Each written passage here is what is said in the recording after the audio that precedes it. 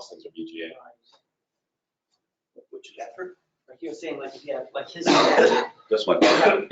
once he was at your worship center, and if he didn't have this thing, he would have been. Oh, not that thing. It was actually, I didn't have it, so I couldn't connect it. Just go straight into your computer. It was actually, Oh, this is usually PCs that goes directly in the computers. yeah, this VGA goes directly. Yeah. But this you need a lightning adapter. But now this is the one I needed to have and didn't have. This goes from lightning to Lightning to USB. HDMI. This is HDMI. Oh, so you can get that or HDMI, and this one's called what? This is VGA. It has 15 pins. 15 pins. 15 pins. so you might want to get a lightning adapter. I need to do presentation. See, that's 15 pins. 15. So This is the standard, the old standard for and see, this is lightning. Although some people call it mini HDMI. Gallagher called it that. I don't know if that's true or not. So a mini lightning adapter to, what is it? Lightning adapter, the one that you needed at the center? Lightning adapter to VGA or HDMI. VGA. These are always VGA. But the one that you needed at your center was this one was, what do you call it? This is, no, this one is, HDMI to lightning. But it just depends on what's there, where you're going. Yeah. If you have a PC, probably most things will have VGA. Still that. Yeah. So you don't have to, I wouldn't get it unless you know you need to. I only got it because I was at a place once and I didn't have it and I couldn't connect up. Oh, Couldn't. I had to show my computer instead of my slides. wow. Instead of, broadcasting it. Here, let's turn this on and see if it's on. Those should be Well, on. you've always got your computer, so I don't bring it. I just bring my little memory stick.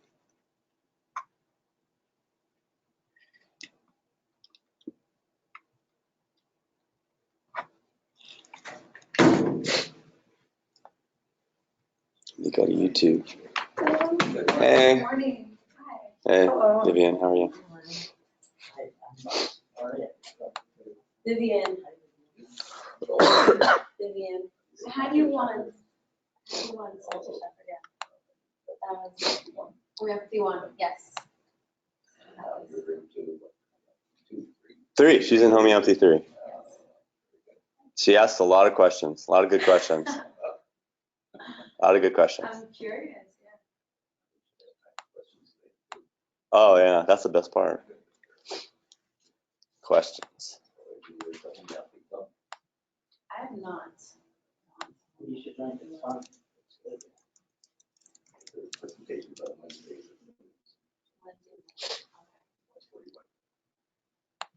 Yours gonna be like maybe 30. Yeah, May 30th. I did go to one of Dr. Singh. Oh, was that, the one like that on Friday or something like that? It was a lunch. Yeah, that was fun. You know who was, Mary Simon was such a go-getter. She got like 2 lectures that year. We had one sponsored by Boylan, so we had like great food. This is an ad for a project management tool called Monday.com. This is what it looks like, and this is what it feels like.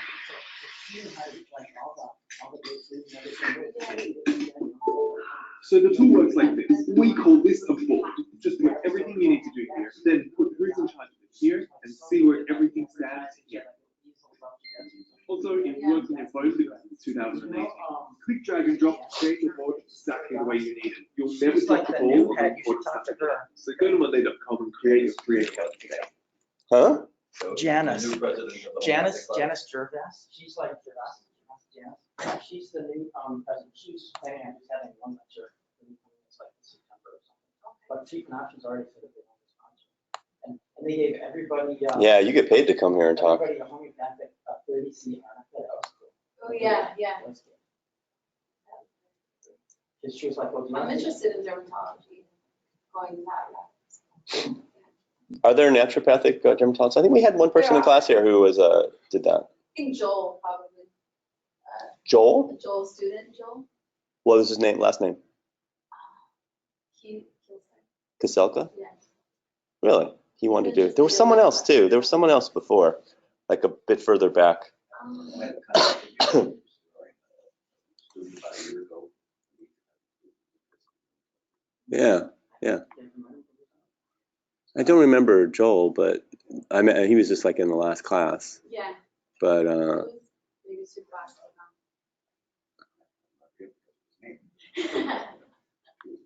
yeah, when I saw him, I always thought about you, Joel. Joel, another Joel. Oh, we have another person. So how safe would it be for me to say, Hey, Leanne, I improve? can you hear me? What was that? How safe would it be to like try and improve or? Well, like a new remedy? Yeah. Oh, wow, that's cool. I wouldn't mind like try to, try it out on myself. Well, there's You have to be careful. Well, are you sensitive? Are you sensitive? I don't know. I mean, are you sensitive to medication? Are you allergic? I already take medication. I mean, if you take supplements or you take herbs, are you sensitive? No. I mean, I can't really digest supplements very well, like capsules. Oh, they come out It's undigested? it doesn't sit well with me when I take capsules. I usually take like a tincture, Hmm. like a liquid form, just a capsule. There's an organized way of doing it, where like, you get like your instructors, whatever, you do it by cell lines, instructor. Even if you only have like 3 or 4 or 5 students doing it, there's a real way to do it. They interview beforehand, like what your numbers are and stuff. And then if you have some interesting symptoms coming up after you prove it. So there's who do you think does the best like guidelines for proving? Paul Hersky's book is the best. So if you're interested in doing it with like a few people in like a homeopathic club or something, they think that the Paul Hersky is the Paul Hersky book is the best. So you just look through how to do it and you get one of your mentors to. Yeah, that'd be cool. I mean, Yeah. even if there's just 5 people or 4 people, it's done well. It's still important. And it could be like a remedy against it, like maybe accountability, but maybe it's like just a thought or something that comes really well through it. Or it could be like a new I don't have anything in particular in mind, but I was just in general like thinking about just that whole process. Yeah, well, that's good. And you'll learn all about foods. Yeah, that's how you really learn. Like the research. Hopefully, you probably use it, there's only 1 in 5 remedies, so yeah. Oh, you're already online. Part of- Leanne, you're already online. I know I was. On your but I cell phone? Yeah, because I wanted to stop in first, but I had to double check, because I felt like I needed to complete a chart, and I'm glad I went because I did do a treatment plan, and I'm So gonna you already have. in, So I'll make you an organizer. the 10th. When you log on again, I'll make you an organizer. Okay. All right. And if you want to do a recording. Hi, Elizabeth. Can you hear us? Hi, yes, can you hear me? Yes, I can hear you fine. Good morning, hi. How's it going? Pretty good. How are you? How's Good, everything? good. I'm doing good. How are things in Chicago?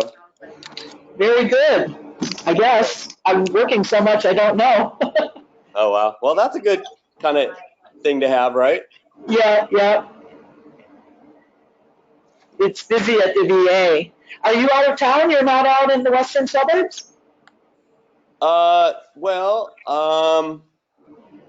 Joel and I are, right in Lombard, but Bob he practices in Tinley Park. Oh, I knew that. Yeah, I knew that. I thought maybe you were out of town, like in the mountains of Washington or something. That we were in the mountains of Washington? Washington State, yes. What's that?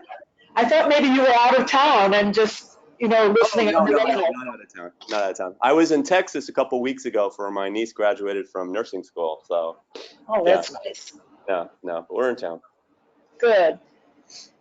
Well, let us know if you have any questions. Leanne is here. She's going to be looking for questions and stuff. So if you have any questions, put up your hand or you can send her a note. Okay? Sounds good. Thanks. All right, Elizabeth.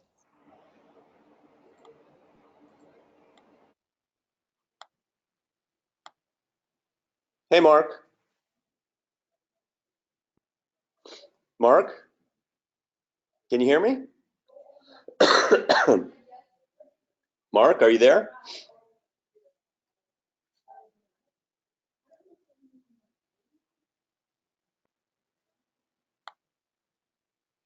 Yeah, do you have a copy machine to make copies here? 'Cause I think Yes, they have like an inkjet printer, but I don't see. yes, there is a copy machine in the last room on the left. Is there a? And there's a code to get in. And the code is, hold on a sec. Last one on the left, has one, yeah, Tim knows. The code is 65444. 65444. Yeah, No, 3 4s. 65444. I had to write it down.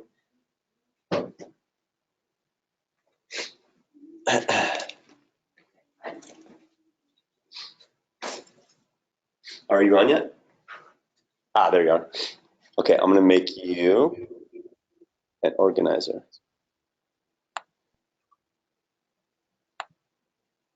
And then you should have the whole shebang. Okay. I'm gonna mute it because otherwise it's gonna reverb. Yeah, I'm hearing you twice, which is why I put these in, because otherwise I It should be better now. How's the sound? get feedback. Yeah, it's very loud. So I just have to double check every so often to make sure that we're still on. And that if we've had it or we're off.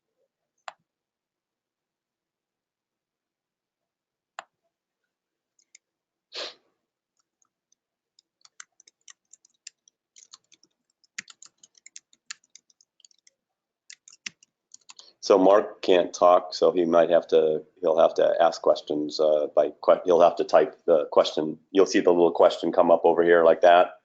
Then you just click on the question, and it'll go to the question thing, and then you can respond, or you can ask his question. Tim, do you know what the department ID is? Oh, that's where you put that number. And then. The first thing you put that number, and then hit, and it should go. No, there's only one. Hey, Francine. Oh, I've got something for you. I have something for you. This is the name of the person you made or to contact. Her name is Chris. Thank you. So it's just $5. It's just our cost. That's right. I give you 2. The students are very excited about the. Who's going? Yeah, who's going? I'm Diana Gallo and I think Denise Joseph. Yeah. Is there a third one? I know. And Marzena. Marzina. Marzena's going. And Joanna No, almost. she's not. Joanna's not going. She decided it too expensive, so she didn't get the full scholarship.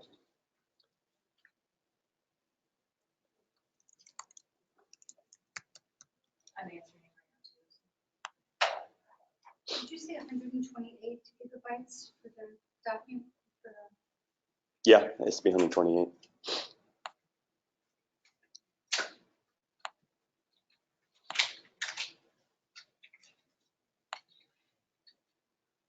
Can I give it to you now or?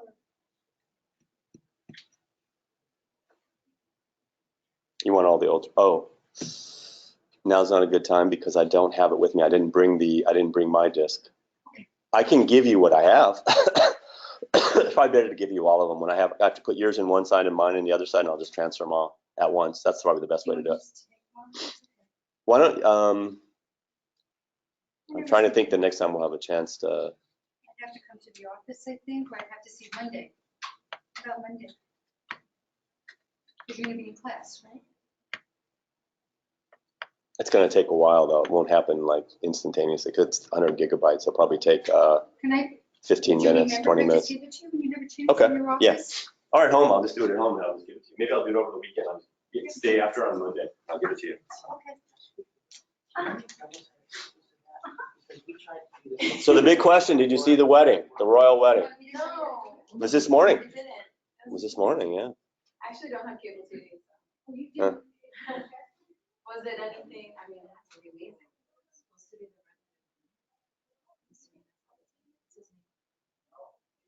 Harry.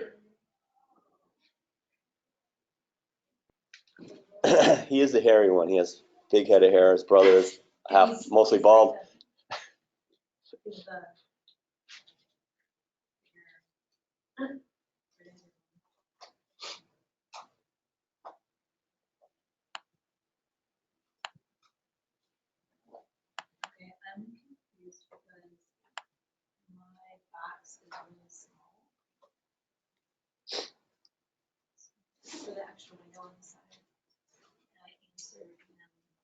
Well, oh, here, double click on that. I want you to do it. I'm gonna double click on this question. Oh, no, here's where you answered that. I did, and then I hit the things that are privately, but I don't see the. It might be too. There you go. Answer.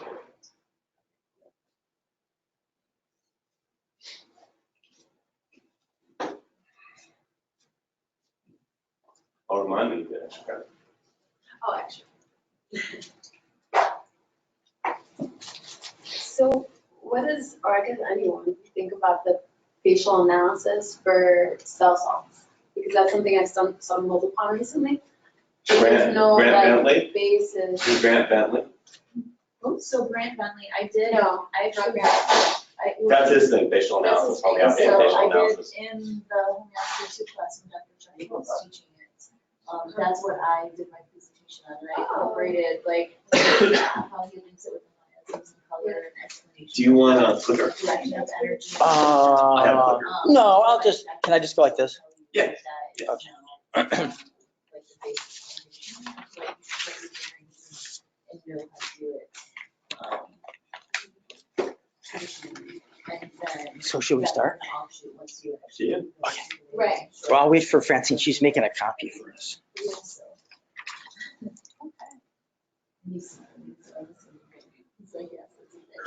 What would you say is a useful tool to have to understand? Never use it. Well, the 12 cell salts, there's 12. Like he doesn't, Science Grant is Bentley over doesn't go to, he's not specific to cell salts though, he uses it as like a homeopathic tool.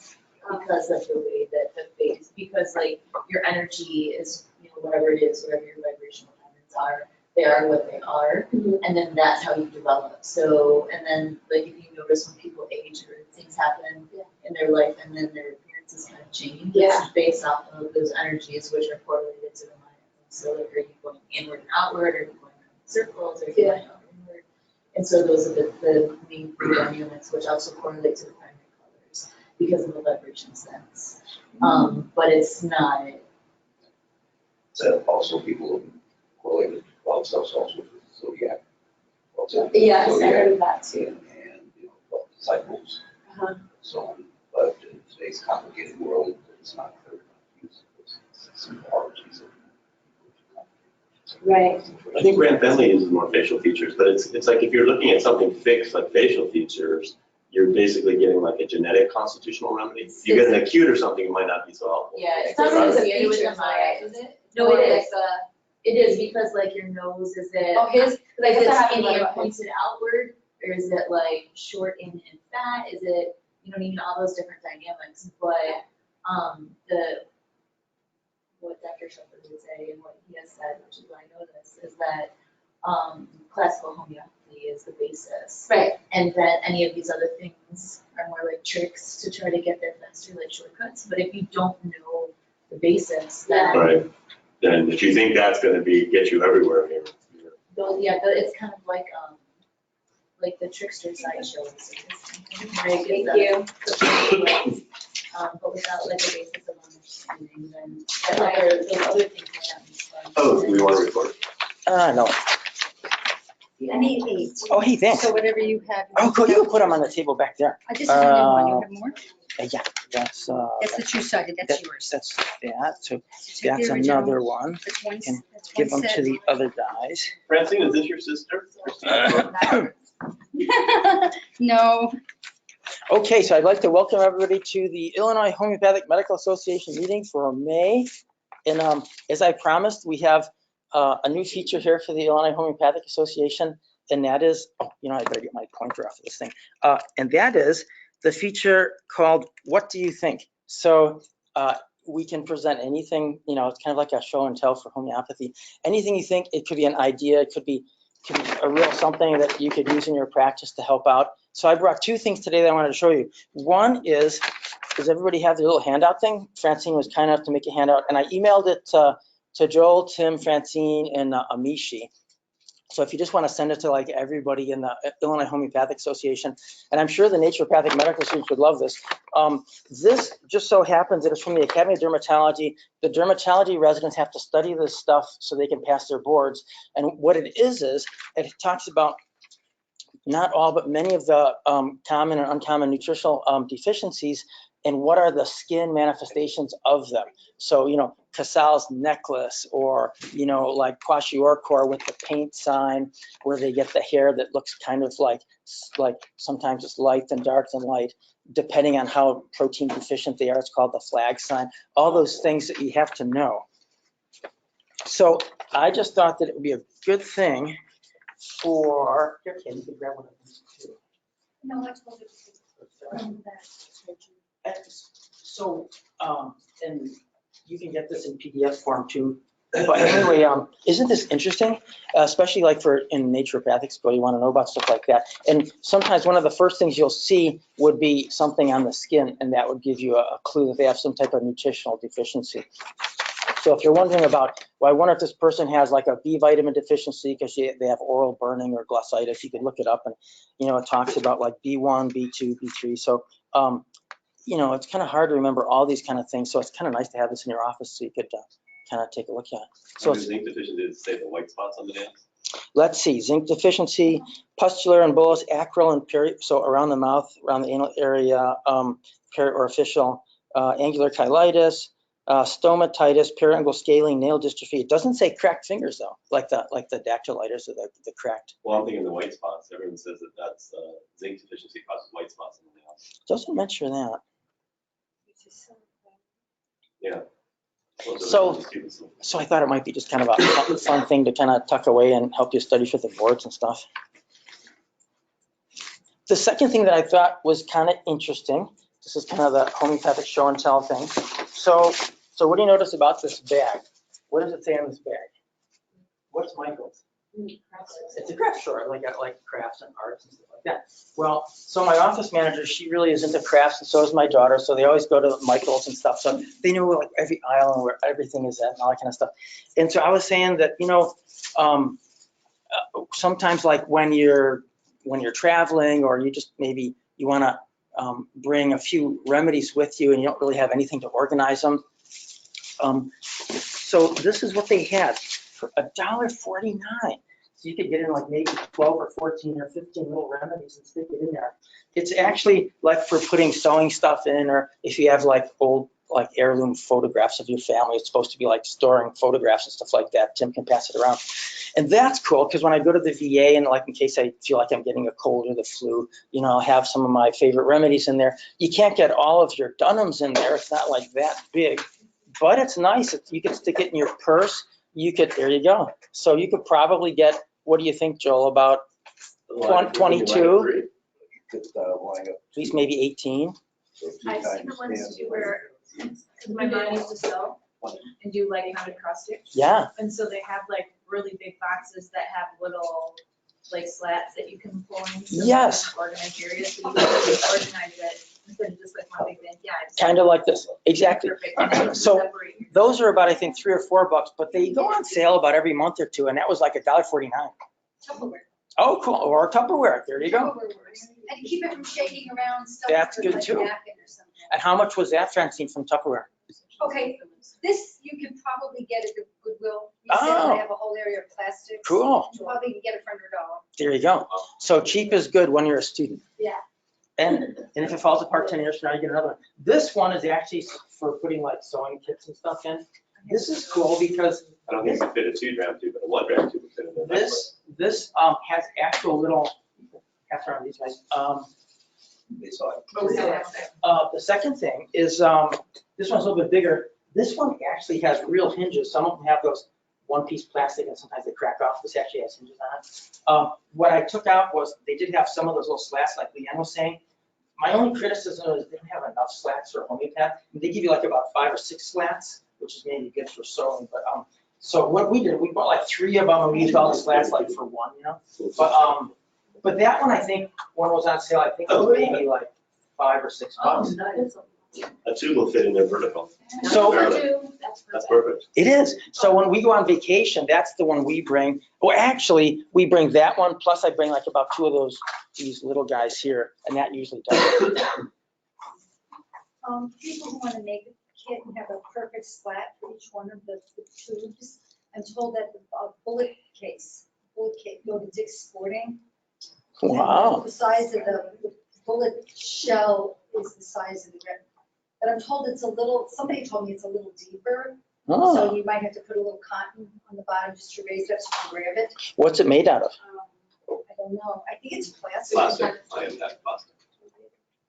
But it's like a case that has, I don't know, lots of. Yeah, I have them at home. I have the Bluetooths, so 30-6 or 30-30 How many- gels. And how it's an many individual, one tube per little section, How many do you have in each? and 25. So where are you using the ammo kit that she's talking about? Oh, really? So where'd you buy yours? All of one of the old gun stores on Bloomingdale and the trail it's on. I just put a Ah. Dick's Sporting, They any might have it, place. yeah. Somebody told What's me- it made out of? Plastic, wood? Plastic. Ah. Can't see through it. So the 2 dram, the Bluetooth that they don't do, It's a Bluetooth upper. As long as the dynamic says the measurement is 2.75 inches tall, so. I just Ah. have one suggestion about. So there you go. tubes With you, if Mhm. you carry tubes in a case like this, if it's not a regular Bluetooth, if you're making it on a kit or something, that you do take a piece of Scotch tape Yes, and put there, because I can't tell you how many times it happened. good point. So you just put a piece of Scotch tape halfway around and fold it in Scotch tape so you can grab it. Very good And point. just keep it, it just keeps it from making a mess. Also, it's helpful to grafting that gets bottles with a white cap, and then you can write with a marker, Sharpie marker, the abbreviation of the remedy on the top, so you can, if you need to get the remedy you need.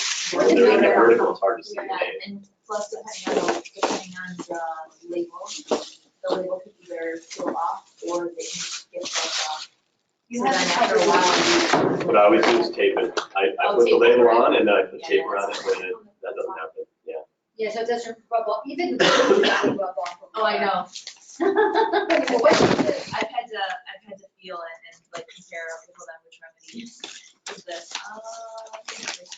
You trust that? Yeah. It's me, I did. So Joel and Francine also gave us a great tip, and that is you can get an ammunition thing and switch it over to from a painful to a very peaceful usage. So that's good. I like that. We need more of that. So let's see if I could find my thingy. What did I do with my pointer? Oh, well, I can't find oh, here it is, my pointer. So anyway, just as a real quick aside, last month, if you guys weren't here, we talked about Tarkeshwar Jain at the National Center of Homeopathy meeting, and he was talking about there's this one remedy which is pretty well known for treating psoriasis of the mouth, including the tongue, which is like really rare. It's this medicine homeopathic called castor equi, and it's made from the rudimentary thumbnail of the horse. But last month I didn't tell you where that is, because if you guys aren't equestrians like I'm not, I didn't know where it was. So if this is your horse, this is what's called a fetlock joint right there. I guess it's like an ankle joint. On the medial side, so like over here on the inside, it's kind of like a rudimentary nail, and it kind of is very friable. So they chip it off and they triturate it and It's potentize above it. the hoof? Yeah. This is the hoof. This is like where the thumbnail on the inside is like right over there. It's so small you can hardly even see it, I guess. But so that's where they make it. And anyway, so castor equi was one of the remedies that is known for homeopathic treatment of psoriasis of the tongue. And so anyway, so we were talking, and then of course these are some of the symptoms here. Not only does it have to do with psoriasis of the tongue, but cracks, ulcerated nipples. It's good for female organs, nails and bones, not surprisingly, pain in the right tibia and the coccyx, warts on the forehead, warts on the breast, along with cracked nipples and stuff like that, chapped hands. Anyway, so what we talked about was that castor equi was listed with all those symptoms in herrings and also Allen's, but it didn't say anything about psoriasis of the tongue. And then later, Materia Medicas had those same rubrics, but also then they started saying it also has been helpful in treatment of psoriasis of the tongue. So the idea was between the time that these guys were published to these guys, there must have been at least one or more cured cases which were published, so they were able to get into the Materia Medica after the original improvings and stuff. And so we said, well, if we looked under cured cases and Googled it, maybe we could find some cases. So I looked and looked, and I was able to find only one case. And this was published in the North American Journal of Homeopathy in 1910. So can it make it into a Materia Medica even if there's only been just one cured case? Absolutely.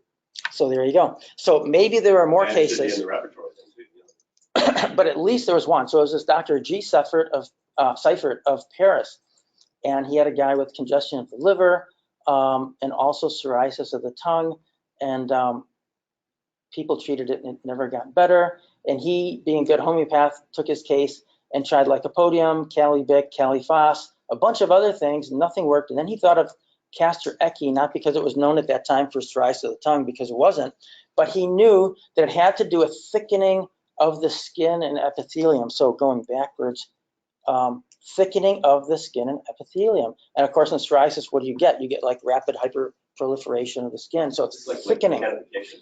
Almost, yeah. Okay. Not quite that thick. This is more of the stratum corneum, and like that would be like probably like maybe deeper, but yeah, same idea.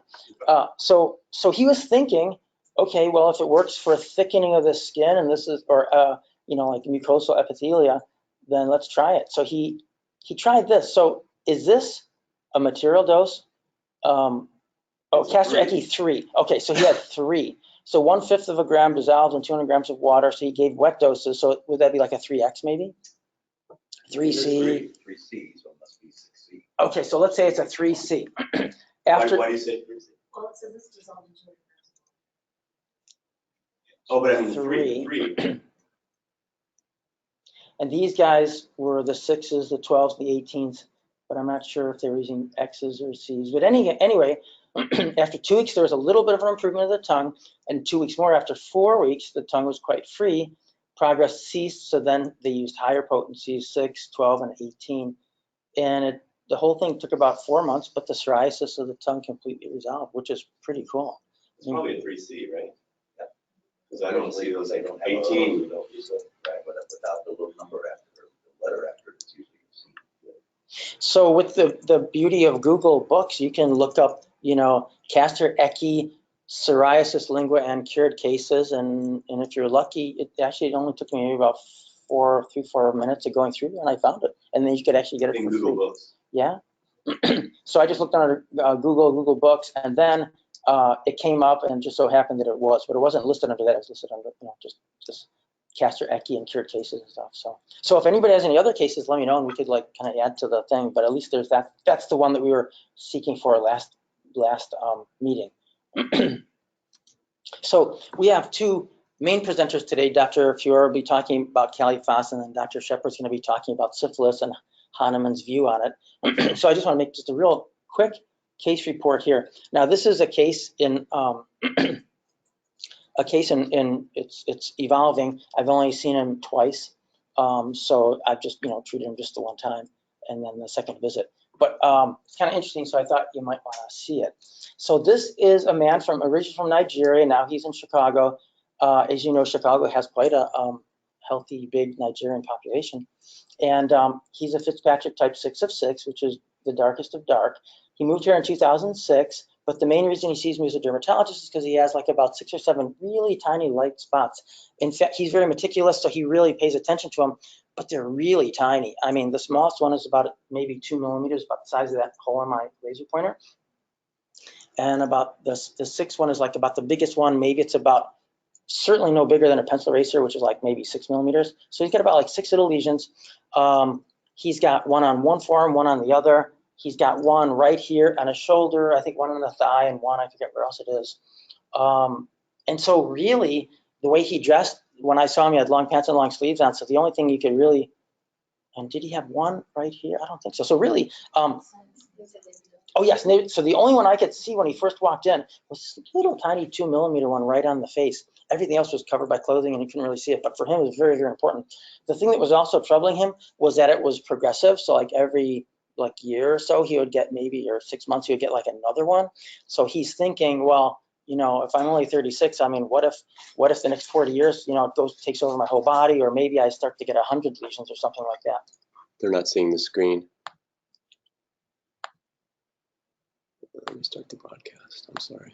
But the thing about him being meticulous was actually something very helpful to us in homeopathy, because he's very meticulous about his skin and also his emotions and everything. He's very, you know, like, tuned in. The cool thing about that is on the subsequent visits in homeopathy, what do? We ask him, does the rash get any better? You change presenter. But also we say things like, so, you know, how's your sleep? How's your anxiety? How's this? How's that? And he's very tuned in. So he's never had homeopathy before. He didn't even know what it was. He just came in because I was a dermatologist.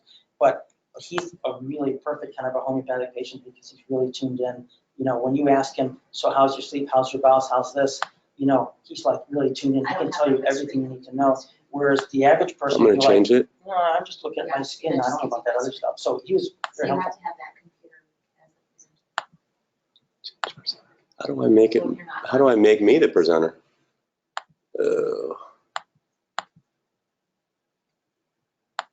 So while we're waiting, the other thing that's important is that we were talking a few months ago with vitiligo. One of the important things is like the endpoint in terms of success.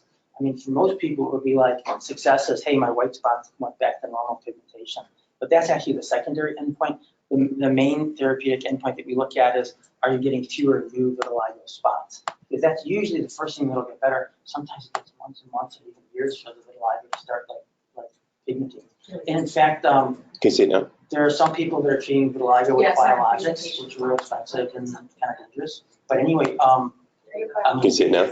biologics are like Enbrel and Remicade and Humira. They're self-injected usually, and they're for like psoriasis and like lupus. But anyway, I mean, people are spending like hundreds of thousands of dollars on biologics for vitiligo, and sometimes it doesn't even bring any of the pigment back, but they're getting all excited because it's arresting the first endpoint. They're arresting any new spots. But I mean, what's really important is getting the pigment back for the patients. But anyway, so it started on the thigh, progressed to the leg. It's kind of moving to the other places, one on the face, which is troubling. And he's been at least to one other conventional dermatologist, and he tried topical creams, most likely strong topical steroids is what they're using nowadays, and it didn't work. So that's why he came to see me. So like I said, they're really small. The unusual thing is most people with vitiligo have totally white spots. And so you've got like normal skin, and then you've got like totally white spots. He had something different. He only had one spot here that was totally depigmented, so white, but most of his spots were hypopigmented. So if he was like this dark, and if this is totally depigmented, most of his spots were kind of in between. They look kind of darkly tanned, but not his usual dark colors, like maybe 50% lighter. And there's a name for that. It's called trichrome vitiligo. It's less common. Trichrome, three-color vitiligo. So it's kind of like totally depigmented, totally pigmented, and then kind of like in between.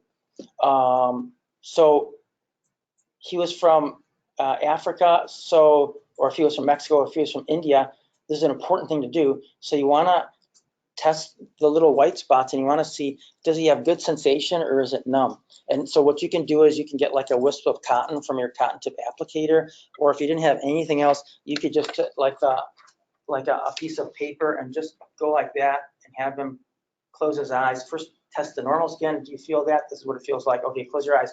Now I'm going to do this over the light spots. Can you feel that? Yes or no?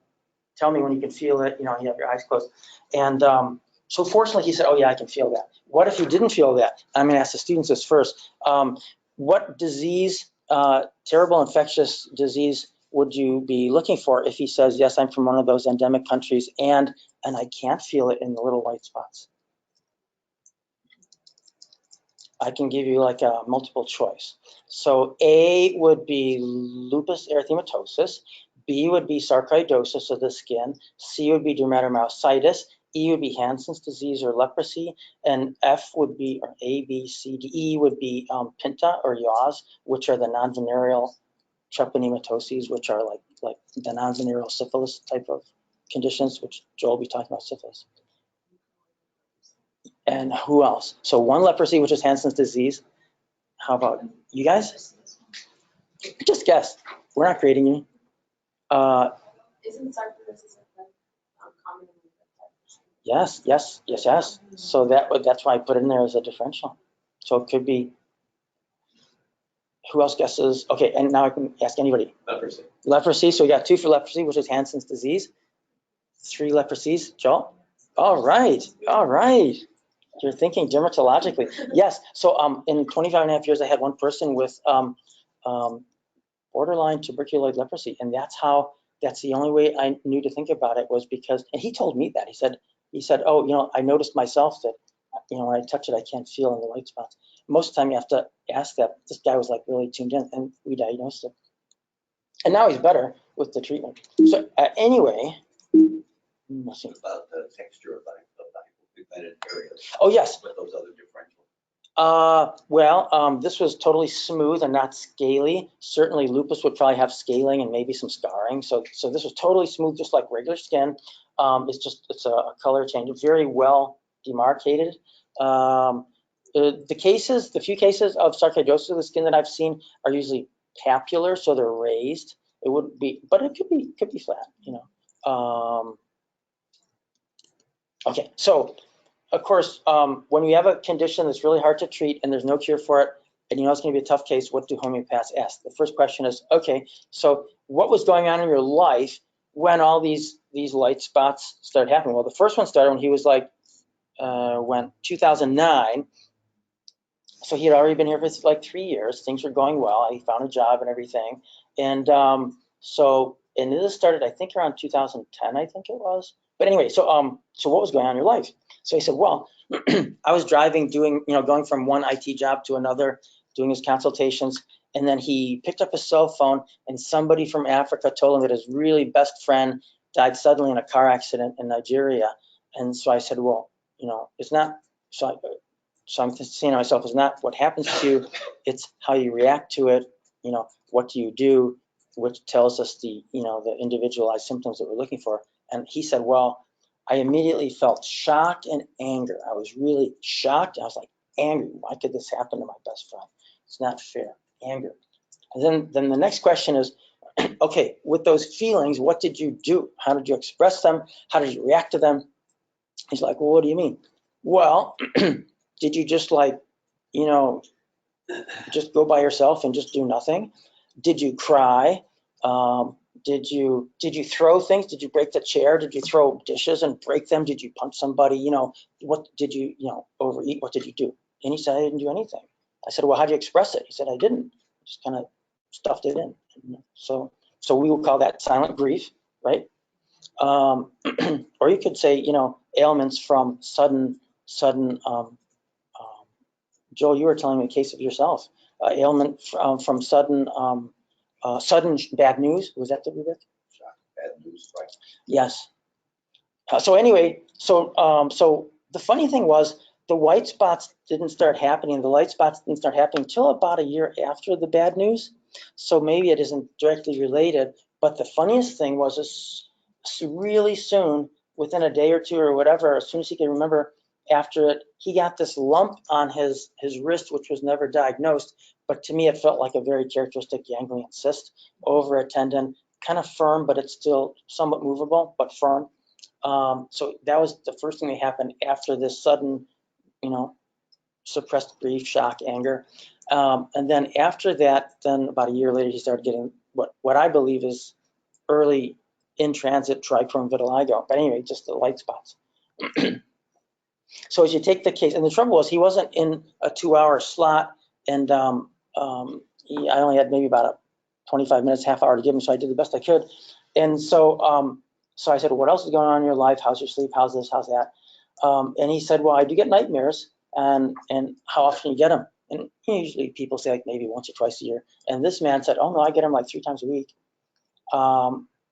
He also said, in terms of guilt, sadness, anger, stuff like that, anxiety, he said that on like an analog scale, he would rate his anxiety at about 8 out of 10, which is pretty high. And it was since childhood. He was bullied as a child where he grew up, at least until he was like a teenager. And I said, well, you know, how much guilt do you have? He said, oh yeah, I've got like at least about a 6 or 7 of guilt. I've got lots of guilt. He's a real hard worker as an IT support guy, and he works really, really hard.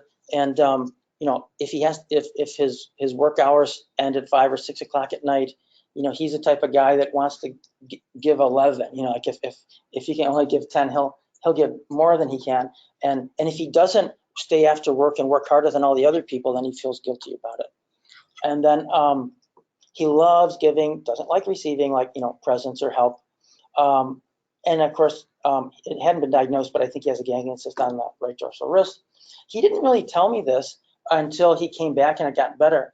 But I did notice he wore lots and lots and lots of cologne, like really heavy cologne.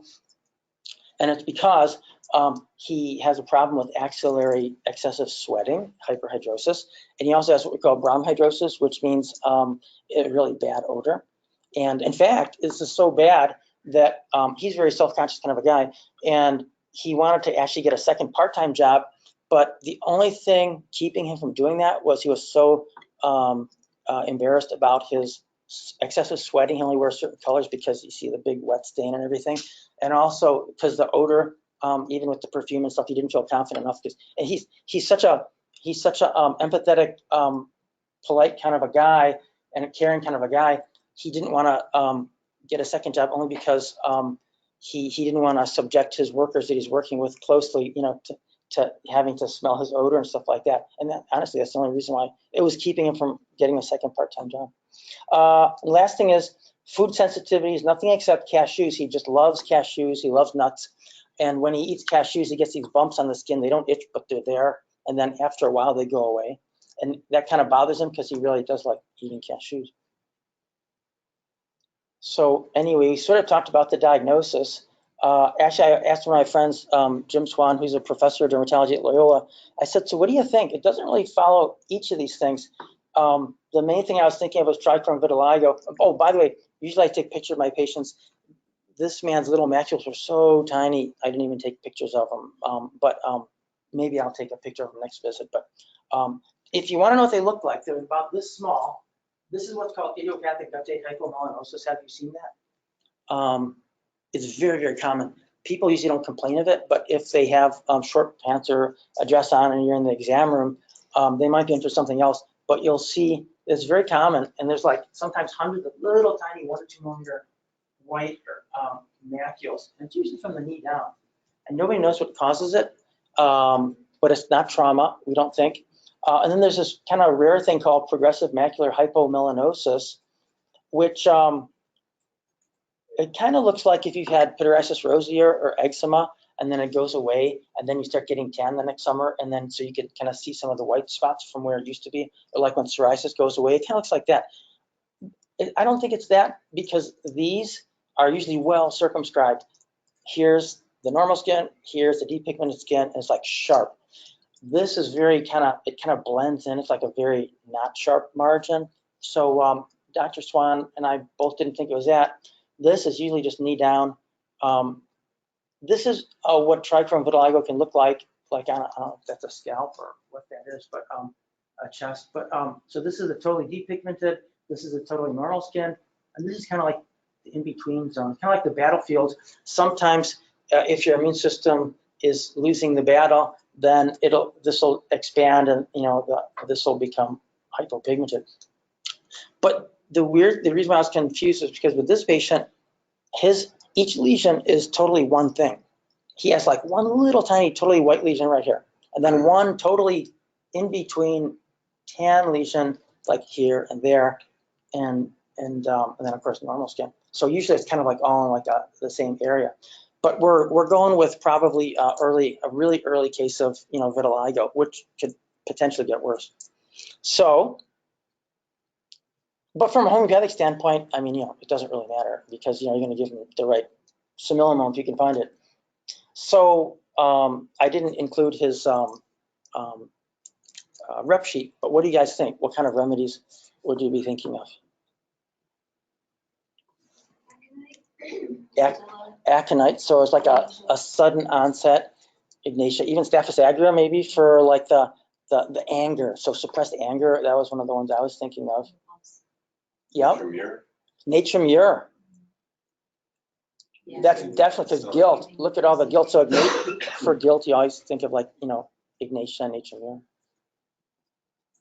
also Orem, the telecom is a big guilty remedy, but there's no, Orem usually responds to stress. They're thinking, oh, it's not worth living. I think I'm going to jump off the bridge or something. So suicidal They don't have tendencies. to have that. It can be just, I'm tired of living or something. So aura metallicum, good thought. But it's probably one of the most guilty remedies. Yes. So who says Orem? Who says Ignatia? Who says Staphylococcus aureus? That's a goodie. So 1, 2, 3, 4 maybe? Any guesses? Nature mirror. So 2 nature mirrors, maybe 3 Staphylococcus aureus. Good. Any other thoughts?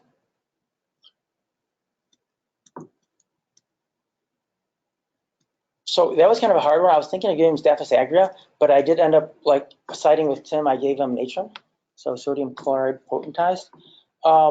And he only took 1 pill like on Monday, Wednesday, and Friday. And I said, if you want, if you're not having anything bad or headaches or problems or anything getting worse, you can increase it to 1 a day if you have no problem. So I saw him back week 6, and so he's up to 30C, just 1 pellet a day. And unfortunately, his skin hadn't changed. But I mean, like I say, it can take. Remember the article we did from Bethilkis a few months ago on Journal Club? It could take months and months and years. So you have to tell him the most important endpoint is: are you getting fewer new lesions? Now, of course, if he only gets 1 lesion every 4 or 5 or 6 months, it's kind of hard to say if he's improving. So what do? Well, you ask, well, okay, if your skin is pretty stable, the good thing is he didn't get any new ones, but that doesn't really help us. It's only 6 weeks. But what do? So you ask, well, how's the rest of you doing? And he's such a meticulous guy. He's so well tuned. He was like a great patient. He said, well, I used to get nightmares 3 times a week. Now I only get them once a week. So that's pretty good for somebody who's had nightmares ever since he was bullied as a 6-year-old. How's your anxiety? It used to be at 8. Now it's a 4. So that's like 50% better on an analog scale subjectively. So that's pretty good. How's your guilt? It used to be a 6 or a 7. It's a little better. It's a 4. But this was so amazing, and he didn't even notice this about the ganglion cyst. But I saw him on the second time, and I'm looking at his skin, and I was like, hey, I don't feel anything there. And his ganglion cyst totally went away. And that was the first thing that came after. It came like within days of him having his suppressed anger and shock and grief and stuff like that. Yes, Francine? It's not there for somebody's ganglion. Oh. It's not in the. So this is the first time I've had a patient. Just ganglion. Yeah, just ganglion. So I've seen lots of people with ganglion cysts, but I've never treated them homeopathically.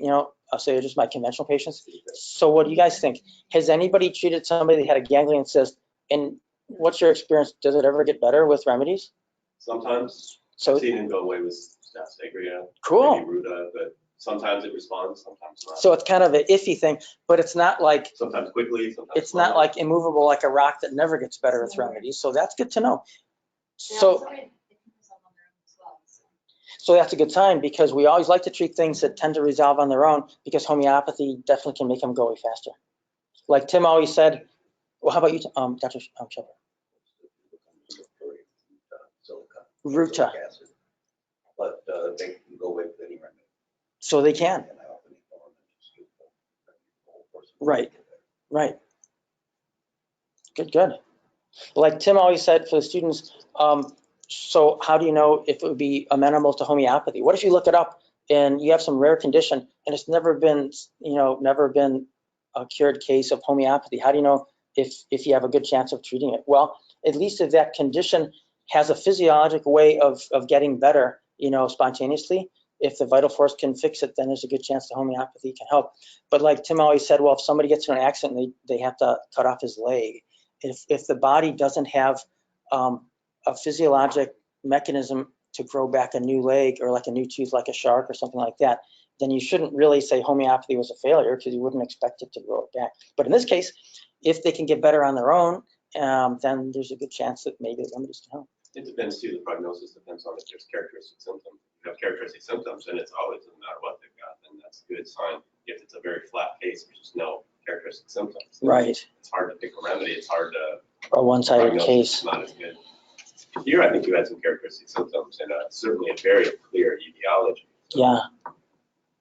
And he didn't come in saying, well, you know, this all started after my friend John died and I got this bad news. So if we didn't ask, so what was going on, especially when I'm always stumped, I'm like, boy, I don't really know what this case is all about. So, you know, what do you think caused it? And sometimes they don't know. And then you say, well, what was going on in your life?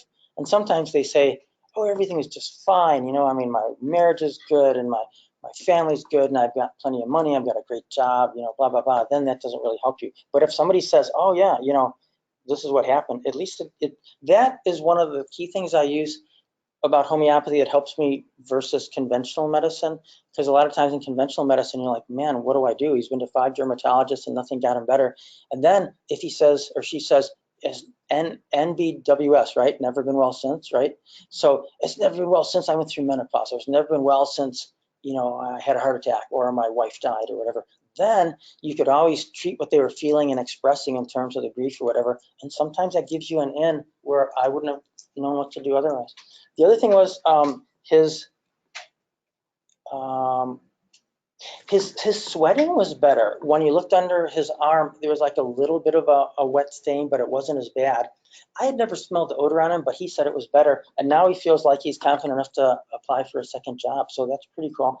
And the last thing is he's able to eat his cashews, because that's like his one thing in life that he craves. He's a pretty healthy eater. He's like, I love them and I can't even pick these bumps. He doesn't get any bumps anymore, which is great. And his mood, it's more constant instead of being like variable. It's a little bit more even keel. So it's only 6 weeks follow-up. It's not like a long cured case, but it kind of shows you how fast some things can get better, and other things like vitiligo will take time. But at least I'm going to keep mining this one for Nathan for all I can get. I might have to go up in potency, but I mean, if he's getting this well with this, who knows? Maybe this will be the remedy for his vitiligo. If not, we could always go to other more lesional therapy. And that's it. Any questions? So Tim is going to enlighten us on the last time he had a little time for ferrum phos, but now he's going to finish up. So the second ferrum phos. Or just go right in? You want to go right into it? Let's go right into it, and then we can take a break after yours, right before Joel's. Okay. Oh, by the way, the next meeting is September 15th. Mark your calendars. Thank you, Bob. Any questions from the audience from the webinar? Leanne?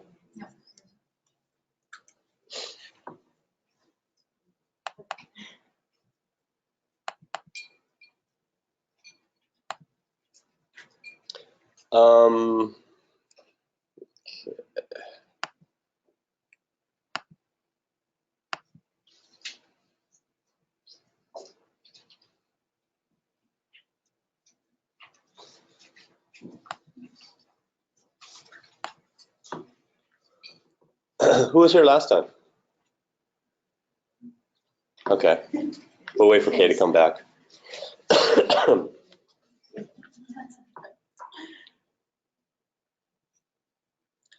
So, what did I tell you about Namir? About ferrum phos last time? What do you remember? Well,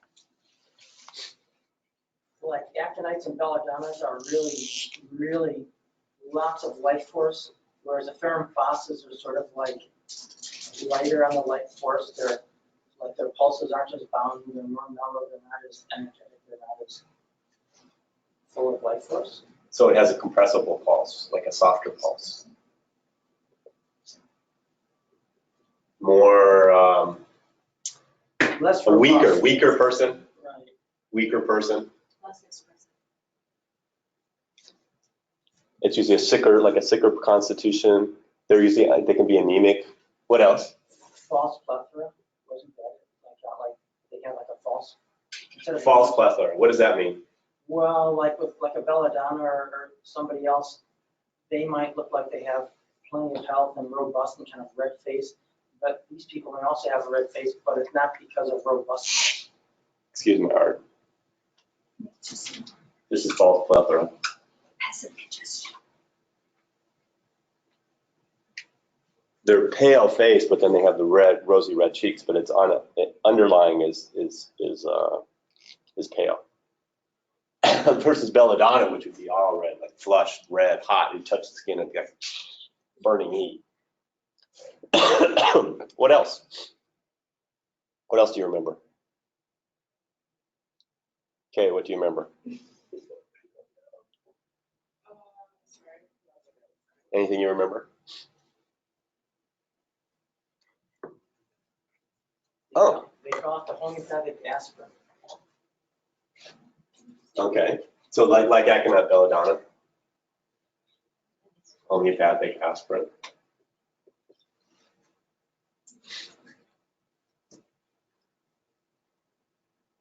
And remember, in the old days, they used to give aspirin for flu and stuff like that, and they decided that wasn't a good thing to do. Why? When you have the flu and you give aspirin, what happens? What could happen potentially? What? There's actually a condition that you can develop. It's a syndrome. It's a syndrome. It's a syndrome. Graves' disease? Rise syndrome, that's right. You get liver failure. It's a well-described thing with viral illnesses, especially influenza. If you give aspirin, you'll get Rise syndrome, and you can die. Isn't that the, people with Downs? Down syndrome? Yeah, I thought I heard people with Downs usually get cancer because of that. I haven't heard that. I don't know about that. I don't know if they're more susceptible to Rise syndrome. I don't know. It's interesting that the Rise syndrome wasn't described till the 1970s. Some pathologist, I think in Australia or something, described it. And people, they had influenza and they took aspirin and they died of liver failure. And it's like, oh, this is a new syndrome. So now we know you don't take aspirin. You're supposed to take Tylenol. Although as homeopaths, we don't like Tylenol because it changes the symptoms. Not a good thing. Exactly. But the homeopaths were talking about not giving aspirin back in the flu pandemic of 1910 and 11. And even in the 1890s, there were flu pandemics going around, and the homeopaths were like, yeah, all patients we can generally cure, except if they've been dosed heavily with aspirin and they come to us, we can't help them sometimes, and they die. So they kind of knew that wasn't a good thing, even before the syndrome was described. What else about Fermphos? Anything else that you remember, Francie? Well, that you talked about? Yeah. Is it just an acute remedy?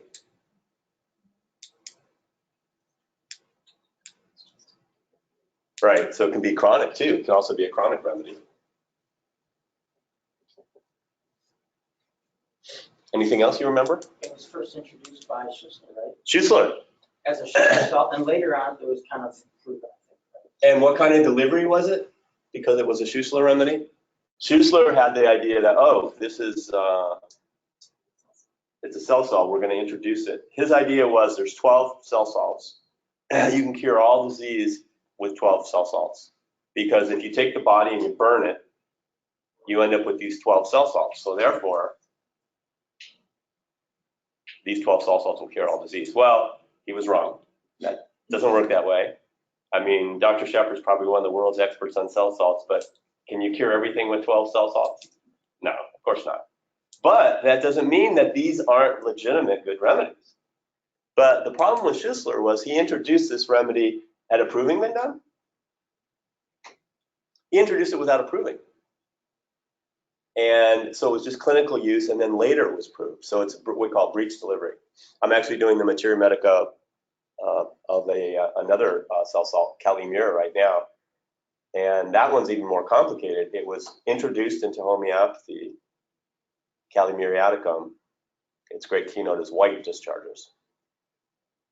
But it wasn't proven, and it was confused. In some of the Materia Medicas, they put the proving for Calimeriaticum, which is potassium chloride, which is they use as a salt substitute. But it's also the thing they use IV to when people are on death row and it's one of the drugs for, when they're killing people for.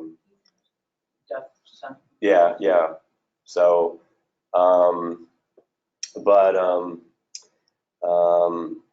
there's another substance that was used before Calimera was introduced, calicloratum, which is actually explosive.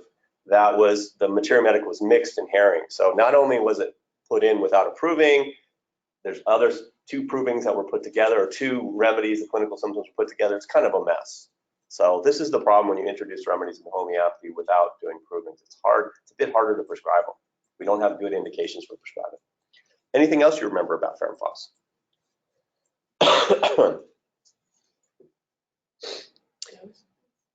Nosebleeds, yeah, big remedy for nosebleeds and hemorrhage in general, and the effects of hemorrhages in general. So in some ways, it's kind of like phosphorus because of the bleeding, the bright red bleeding tendencies. The remedy phosphorus. Very similar to phosphorus, and you think of it in similar situations, but the difference would be with phosphorus, you typically have like more rusty sputum, so it's a more advanced pneumonia. With Ferrum Phos, blood streaks, sputum with blood streaks, bright red blood streaks, and it clots easily. It's also for the side effects. So if you can use it like cinchona, like for the side effects, when someone's lost a lot of blood, they're weak, you give them Ferrum Phos and they'll pick up. And in fact, it'll help their hemoglobin to come up quicker. I use it sometimes on people who are anemic to help their hemoglobin come up. Even with taking iron, it will accelerate that process. Yeah.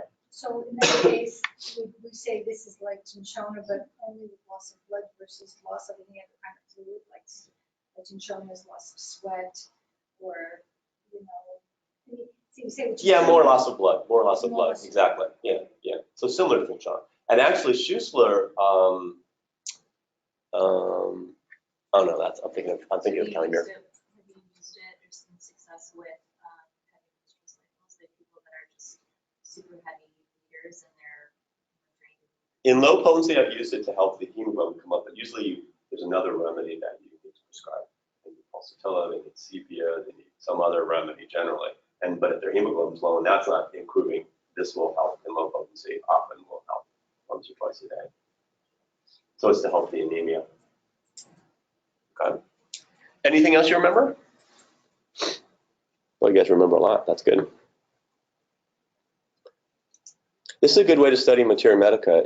I'm reading a book right now. I'm learning, and it's periodic. You review. You have to find the right time to review. You learn something, and then you review it after a period of time. Then you review it again, and then the more you review it, the more you learn it, the more you remember. And in homeopathy, it's all about you have to know your repertory. You have to know how to use the repertory to be able to find symptoms when the patient comes in. But then when you draw your graph, it's like, which remedy do you pick? You have to know a lot of remedies and what are the genius symptoms? What are the main symptoms? So you can say, oh no, this is clearly not a case of sulfur because the patient's really chilly and they love eggs. Can't be sulfur. Okay, could it be calcarea? Well, no, it's not calcarea because they don't sweat on their heads at night and there's nothing unusual about sweat. Okay, could it be silica? Well, they don't have bromhidrosis. They don't have stinky sweat, so and their nails are fine. So this is how if you know some of the key symptoms of remedies, you look and see, could it be this? Could it be this? Could it be this? Could it be this? And then you hit, oh yeah, oh, could it be Kali carbonicum? Yeah, they're waking from 2 to 4 a.m. They can't sleep. Their back pains are worse. Okay, now we have a winner. Maybe ask more questions and confirm it. This is how we think when we have a case, right? This is how homeopaths think. It's like we're trying to match the genius of the case to the genius of the remedy. We come up with a lot of choices because of the repertorization. Then we go one by one and say, could it be this? Could it be this? Could it be this? Could it be this? And we pick our remedy. So this is just review. This remedy I actually did the monograph on as a result of Dr. Sain's Materia Medica Per project. And why is there a need for a Materia Medica Per project? Well, there's a need because the books that we use all the time to refer to, Allen's Encyclopedia, was published between 1874 and 1879. Allen's Encyclopedia is all just provings. He went and he looked at the world's literature at the time, from German, English, other languages, and put it all in one place for each remedy, what was available at the time from provings, just provings, and maybe toxicology.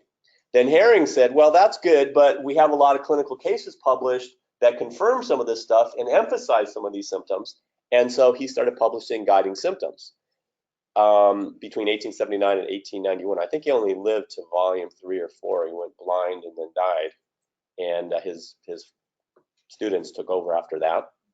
But basically since 1891, and Hahnemann stuff was published before this, obviously he died in 1843, there's really been no update of the homeopathic materia medica since then. And there have been, we have over 100 years, 120, 130 years.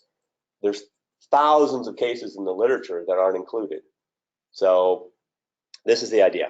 So a lot of reliable information sits in old journals, provings, clinical experience, cured cases, toxicology, and even some of the symptoms from Hahnemann's works, materia medica pura, chronic disease, and Allen's and even Herring's are not in the repertory. That's why you don't use, it's not a good practice to use the repertory, just the repertory to prescribe. You have to use the repertory, come up with a list of remedies you're considering, and then look at the materia medica. Because not everything in the materia medica is in the repertory, and the repertory doesn't give you the context for the symptom. You have to look in the materia medica to see, does it really fit this case, okay? So the purpose of the materia medica pura project is to index the old journals, and there's literally hundreds of gigabytes of information. Anyone who wants a journal, give me, I have like about 101 gigabytes of old journals from Dr. Sain's materia medica pura project. Give me a 128 gigabyte zip drive like Francine just gave me, Dr. Burke just gave me, and I'll give you those. Give me one of these and I'll give you all the old journals. It's amazing. You look through the old journals and you see the things that they treated and the cases, and it's just, well, it's just amazing. So the idea is to index the old journals and then to create monographs about the top 500 remedies with all the reliable characteristic symptoms from reliable sources up to date. Typically what we do is we start with what's in Hahnemann, Herring, and Allen, and then we go from there. Okay. If it's not available in those books, then we look into other books, and we include all the stuff that we can find in the journals. And then, so we have all the symptoms that we can find, and then we look at all the published cases, as many as we can find up to today. And from that, once you've done that, basically you have all the symptoms, and then you have published cases, and it gives you an idea. You look through all that, and then you can create a genius of the remedy. And maybe a genius that's never been known before, because you look at it and say, look, this symptom keeps going, keeps going, keeps going, keeps going. So then once you have the genius, you have the materia medica, you have the cases, then you add information to the repertory, because the way we're going to find a remedy is because we repertorize and it shows up somewhere in the repertorization, and then we think of it. Sometimes we go directly from a symptom to the materia medica, but most often we go from the repertory. So you add it to the repertory, then it allows you to think of it. You see a rubric with a remedy, you think, oh, this remedy is unusual. It has this symptom very strong. It's very strong in this patient. So you start looking it up in the materia medica. And the whole idea is to improve our prescribing accuracy. I can really say, since I've been I've been doing the materia medica pura project, it's been 10 years now. I prescribe a lot of remedies I would never prescribe before. Plumum I prescribe very often. Ferrum Phos I prescribe more often. Many different remedies that are part of the materia medica pura project I prescribe more often. Okay. So it's been going on for 10 years.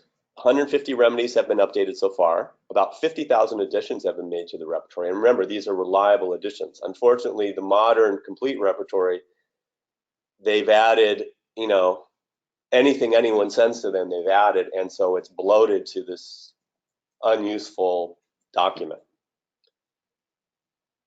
For example, with Plumum Metallicum, 3,000 additions were made to the repertory.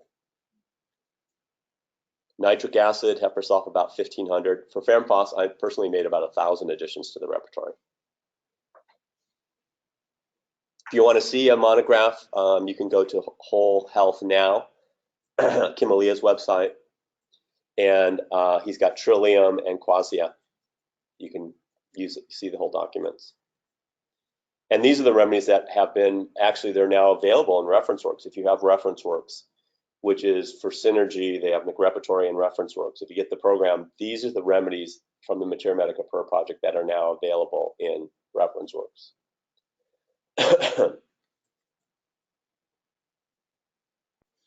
So Ferrum Phos. Let's talk about Ferrum Phos. Any questions? Okay. So what is Ferrum Phos? Ferrum Phos is, let me get rid of the ribbon. Okay. Ferrum phos is iron phosphate or ferrosulfuric phosphate. It's a mixture of ferrous and ferric phosphate. And this is the chemical formula. Can you put it up like a slide instead of having Slides. Can I do that? How do I do that? Like at the bottom, so that it expands from. So we're seeing if I can set up everything. That's a good question. I don't know. Just like go over to the Over to the right? on that bottom one. Others like Which button? Which button? This one? that. Try it. Focus. Oh, very good. Thank you. It's just clear. I never knew about that. I'm learning something too. I like that. Okay. So it's a mixture of ferrous and ferric phosphate, the +2 and the +3. One author said he proved ferrous phosphate, but that's ridiculous because if you have ferrous phosphate, what happens? What does iron do? It oxidizes. So if you have ferrous phosphate, Fe+2, it's going to oxidize some to Fe+3. And what do we commonly call? We're out in nature and we see iron and it's rusting. And it's interesting, if you go to the Southwest, if you've ever been to Bryce National Park and you see all the beautiful red rock and stuff, that's rust, that's iron, is what's giving that color, typically. It's prepared, you mix iron sulfate and sodium phosphate, you get a precipitate, which is ferrum phos, a mixture of ferrous and ferric phosphate. And it's a bluish gray powder. And it's interesting, when people have tuberculosis, it's interesting, one of the chronic diseases that ferrum phos is useful for is tuberculosis. And sometimes these people will cough up, well, everyone knows a bloody sputum, pussy sputum, but they'll spit up bluish sputum. And it's probably this because of this ferrum that they're spitting up, ferrum phos that they're spitting up. It's a bluish pus. Actually, I had a patient who, we were at Veggie Fest one year, and we have a first aid clinic there. And we had a person from South America who, she said, yeah, I mean, you know, and you're seeing like people like, you know, it's like a, you know, a quickie clinic. And she had a chronic cough and she had tuberculosis. She had a certain, it wasn't the typical tuberculosis, it was one of the atypical. And I know she'd been treated for it and she still had this cough. And she said, well, I want a remedy. Can you give me a remedy? And luckily at that time I knew about ferrum phos, so I gave her ferrum phos. And sure enough, she came back a couple days later. I think I saw, that was ferrum phos. I think it was like a Friday, Saturday, Sunday event. So maybe I saw her Friday, Saturday, and like the next day or the next week I saw her. And she said, yeah, my cough is better. So you think of it for acute remedy, but also for chronic things like tuberculosis. Schussler introduced it in 1874. And then it was proven in 1876 by Moffitt, and then later by Morgan, and then in 1887, 88 by Moffitt. Now in 1991, it was proven in a seminar, a dream proving. But if you ever see a proving and it's all dreams and not much else, it's useless. Because what they do is we have a class and you say, okay, Vivian, you said you want to do proving. They say, okay, we're going to prove this, right? We're going to prove lion's milk. And everyone gets a little of it. And then you come back in class and tell me what are your dreams, what are this, and we record it all. What's the problem with that? That's what they did in this proving. What's the problem with that? There's no control. How do you do a control? I don't know, there's so many factors, you don't know what's influencing your dreams, it could be, there's so many factors. And just the fact I told you, it should be blinded. This fact says, oh, I'm giving you lion's milk. So you're going to be dreaming about lions, you're going to be dreaming about traveling and going on a safari and all this stuff. And is that related to taking the remedy? Or is that just related to your imagination? And you didn't take what the person normally dreams. And you really, the control should be against the person's normal state. Really, to do a proving, the best way to do it, if you look in Paul Hirsch's book, he talks about this, the person should be seeing a homeopath. You should know their baseline symptoms. And if they're dreaming about lions already and they still dream about lions, you know nothing changed, so it's not a symptom of the remedy. So you need to know their baseline symptoms. You need to know what their dreams are. And then if something is unusual, it's outside of the ordinary norm, then you include it in the proving. Okay. That's a good proving. It could be outside the harm always, but then what if they're a good candidate for it in the first place? Then it could be like, I think If they're a good candidate for the remedy, you mean? right. Oh, yeah, some people are sensitive. We have in our mature medical class, there's a woman, Elizabeth is her name. I'm doing Calimere. She's been taking Calimere for a couple of years. She sends me symptoms every month or so. So, oh my God, I took the remedy, I have this, and that. A lot of it confirms what we already know, and then there's some new symptoms. So people who are sensitive are the best provers. You'll get a lot of information. You can do a proving, let's say we did a proving with this group. Maybe if we proved that Calimere, maybe most of you would get very few symptoms. Probably Joel's a bit sensitive, he gets some symptoms maybe. But maybe most of us wouldn't, but maybe one of you would be really sensitive to it, you'd get a lot of symptoms, and then we would, keep giving it to you and seeing what symptoms you get. So, right, sensitive people are important for provings, and those are people you kind of continue with the proving and see what develops and what symptoms develop in the long run. I have a question. Yeah. So if Okay. someone is sensitive to proving, how do you know they're not sensitive to a bunch of other things in their life, and that can be part of the symptoms? Like if I'm sensitive to Calimere and I'm taking that, but then someone walks in with perfume near me and I'm sensitive to that, or I'm sensitive to There's too many sensitive in general. Like how do you know? So the control there is repeated doses. So you get a headache, but you took the remedy, you took the Calimere, you get a headache, but in between someone came by you and had perfume. So we don't know what it was. So then again, we repeat the Calimere. Do you get a headache again? And we repeat it. Do you get it again? What's that? It should be consistent. It should be consistent. So If it's not consistent, then the proving master has to look at it, and then a symptom like that, let's say it only happened once and you were exposed to something else and you got a headache, and then the next time, it doesn't happen. I wouldn't necessarily include that in the proving. Yeah, it's a judgment call. You want to comment on that, John? Well, sometimes you got hit. No, say. Yeah. So you have to look at other factors too, but you want to do it blinded if you can. You don't want to tell people what the proving substance is because then they'll imagine stuff. And then you want repetition and then see what their symptoms are, have them record them. And you want a baseline so you can see what's above the baseline. So this proving I didn't use. It was all dreams. If you look at a proving, you see all dreams, it's probably not going to be useful because everyone dreams all the time. Okay?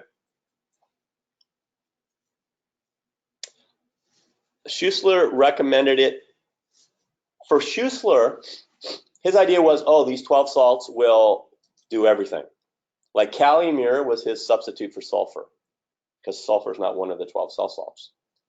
Ferrum phos was his substitute for aconite. He said, aconite. Well, we don't use aconite, we use ferrum phos. He also recommended it externally for spraying, so it can be similar to arnica. Yeah. What would you do? Get a 6X soft powdery pellet and squish it and put the powder on like a open? I would take it by mouth with bleeding. So when he used it topically, what does he do? That would be more like for a bruise or something instead of arnica. So before there's bruising, like you get an injury, it's warm, it's maybe a bit red, it's painful, but it's not bruised yet. Maybe you can consider better with cold. Maybe you consider. like Yeah. herbal solution in like water. You could put it in water. You can put the remedy in water, whatever. Sometimes I use calendula like that. Sometimes if a person has a wound, I'll have them take it by mouth. Sometimes if I want to do it topically, you can take a 6X, a 30, even a 200. You put it in water and you apply it topically. It works. Francine. You can also do, you said it's painful, the ankle, it's pulsation. It's pulsating, like belladonna. It's pulsing. But it's again, it's a false plethora. They say it's the return of the venous system. It's congested in there, and not the congestion from the active arterial congestion. Yeah, that's the key. It's false plethora. The person is overall not robust. They're more like weak, and so there's some redness, but it's maybe more localized. So, like I said, a substitute for aconite, and it's good for the first stage of all inflammations. Before exudation, once there's exudation, then Schussler would give a second remedy like calicloratum or actually calimuriaticum. Of course, Schussler's idea that 12 cell salts will cure everything. In homeopathy is the history of homeopathy is that Hahnemann had this amazing idea, which we're expanding even until today. Like cures like. You prove things, you take a history, you look at all the symptoms, you try and match it. And then along the way, homeopathy is littered with people saying, no, I have a shortcut.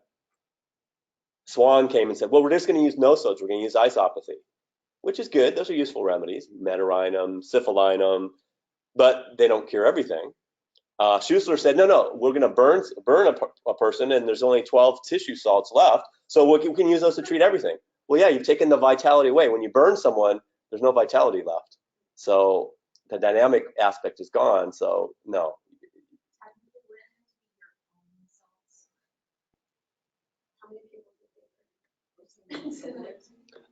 This is his theory, like this is the theory. But obviously, this is another digression from Hahnemannian homeopathy, and you see it's like any digression like that, dead end. But that's not to say they didn't bring useful things to homeopathy, because we have Fermphos, Calimere to thank, and I mean, those are very useful remedies, right? We use them not infrequently.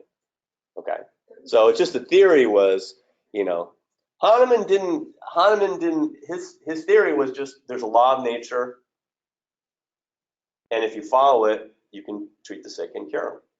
And then other people tried to make shortcuts and stuff, and you know, they brought some interesting things to homeopathy, but if you stick to what Hahnemann brought, I mean, that's where you get the best results. And I can say that from experience. When you veer off, then you kind of get stuck.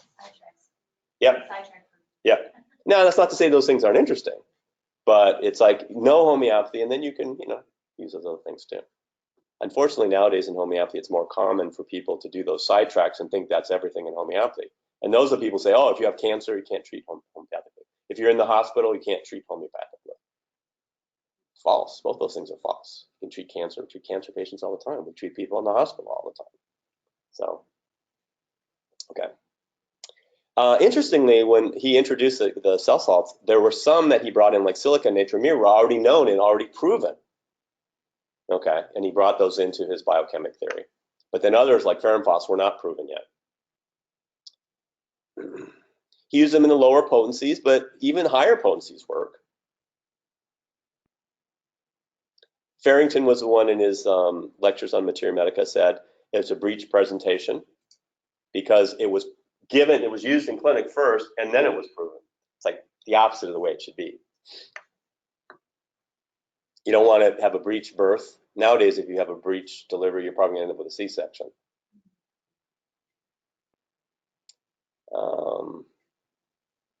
So first stage, and also for chronic disease, it can be a deep-acting antisoric. It's interesting, I found an article that said that they did an international study on treating upper respiratory infections in the US and UK. And one of the differences they found is that in the US, not many people use Fermphos, but in the UK, Fermphos was much more used. Okay. So what's the summary? So we're going to go over the summary, and then we're going to go over some cases. And mainly the summary I was able to get from Farrington. Farrington, I looked at his summary. It was very hard to improve on his summary. So for acute conditions, it's midway between the asthenic or like strong vital activity of aconite and belladonna and the asthenic or weak activity of gelsemium. The person needing Fermphos, again, they're more like anemic. They're not robust. They're not full-blooded. They're sensitive. They have a false plethora, like the clown, you know, white face and the red just on the cheeks. Easy flushing. Ferrum metallicum has easy flushing. Prostration can be sudden onset. Pulse is soft, compressible, flowing. What does it mean compressible? It means like if you put 2 fingers on the pulse, if you press a little bit, like with the more proximal finger, and then you feel with the distal finger, you'll feel just with a little bit of pressure, you can't feel the pulse anymore. When it's, that would be Fermphos pulse. Belladonna pulse is just like boom, boom. You try and press on it and extinguish it, you can't. It's just like boom. Aconite, same way, just boom, boom, boom. Okay. Not anxious and restless like aconite. A lot of chest troubles. Young children, it can be in the young and the old. Acute exacerbation of tuberculosis. Like I mentioned, the one woman diagnosed with tuberculosis did really good. Increases hemoglobin for hemorrhages. I have a patient, I presented that case. Takotsubo cardiomyopathy. She's a social worker, and she went one day and her purse was stolen. Someone stole her wallet at the place she was working. And she freaked out. She got chest pain. She called our office, and I have crushing chest pain. I'm sweating, and it's radiating to my left arm. So what do you do? Luckily, my nurse took the call. I had a nurse working for us at that time. She said, go to the hospital. Don't pass go. Just go right to the hospital. And they saw her. Her EKG was a little abnormal. Her troponin was, I think, normal. But they said, you have to do a catheterization. Looks like you're having a heart attack. She had Takotsubo cardiomyopathy. What does that mean? That means you get an acute stress, like your adrenaline kicks in, and the heart doesn't contract right. What happens is when they do, the coronary arteries were perfect, no blockages. But when the heart contracts, instead of contracting like this, it contracts like this. When the upper part contracts, the apex balloons out. So you get like an acute congestive heart failure, and that's what causes the symptoms. So this is what she had. It came with a fright. What's the remedy for that? Fright, you think of ailments from fright, you think of acute remedy. Aconite. I always remember fright, aconite. Aconite she did really well with. But then later on, she had so many other symptoms. But one of the things is she gets recurrent, she's an older woman, and she gets in her 70s. She gets nosebleeds, recurrent nosebleeds. And if you look at the rubric, nosebleeds in old people, I've tried most of the remedies there.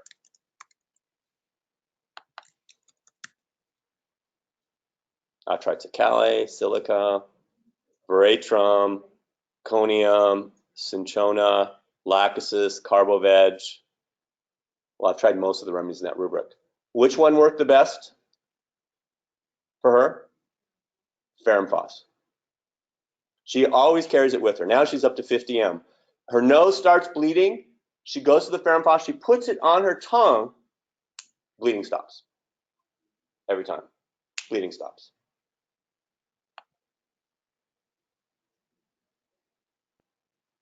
Okay, let's get back to that view, right? There we go.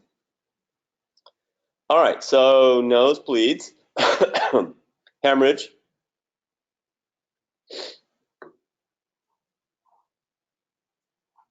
So it has acute and a chronic phase. Acute is like sudden onset. Whenever I see sudden onset, high fever, 103, 104, I think of three remedies.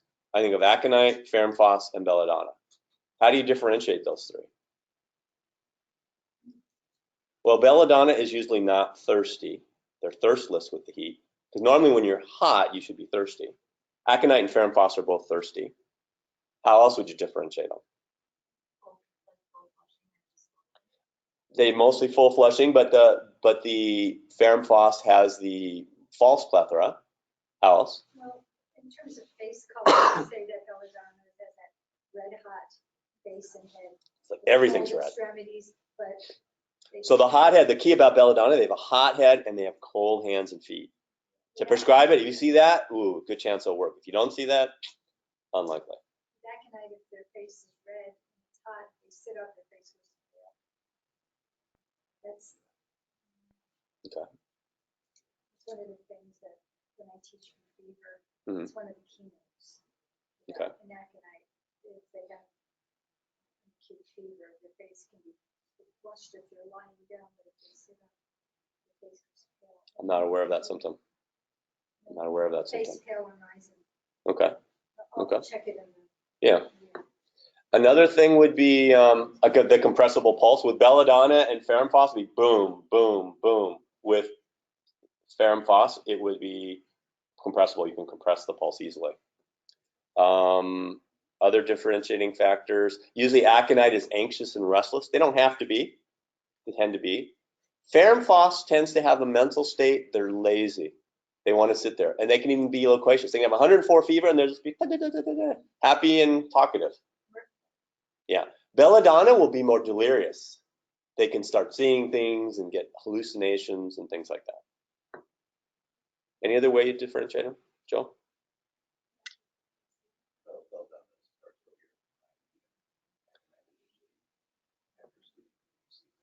So belladonna will start earlier. It's suddenness. It's sudden. They're all sudden, but belladonna is the most sudden. You get exposed at 7 o'clock and 8 o'clock, boom, you got a high fever.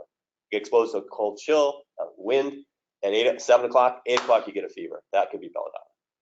Aconite would be maybe 10, 11, 12.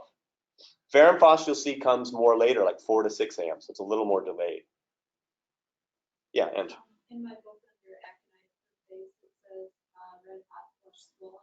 I'm rising, the red face becomes deathly pale and you become dizzy, tingling in cheeks and numbness. tingling. So big thing with aconite, they get the fear, the fright, and they get tingling. Fright with tingling, you think of it. And which book are you using? Porky? Porky, okay, good. There you go. I wasn't aware of that symptom. Thank you. That's good. So that's for aconite. So for ferrum phos, it's the first stage before there's exudation, before there's pus, there's mucus.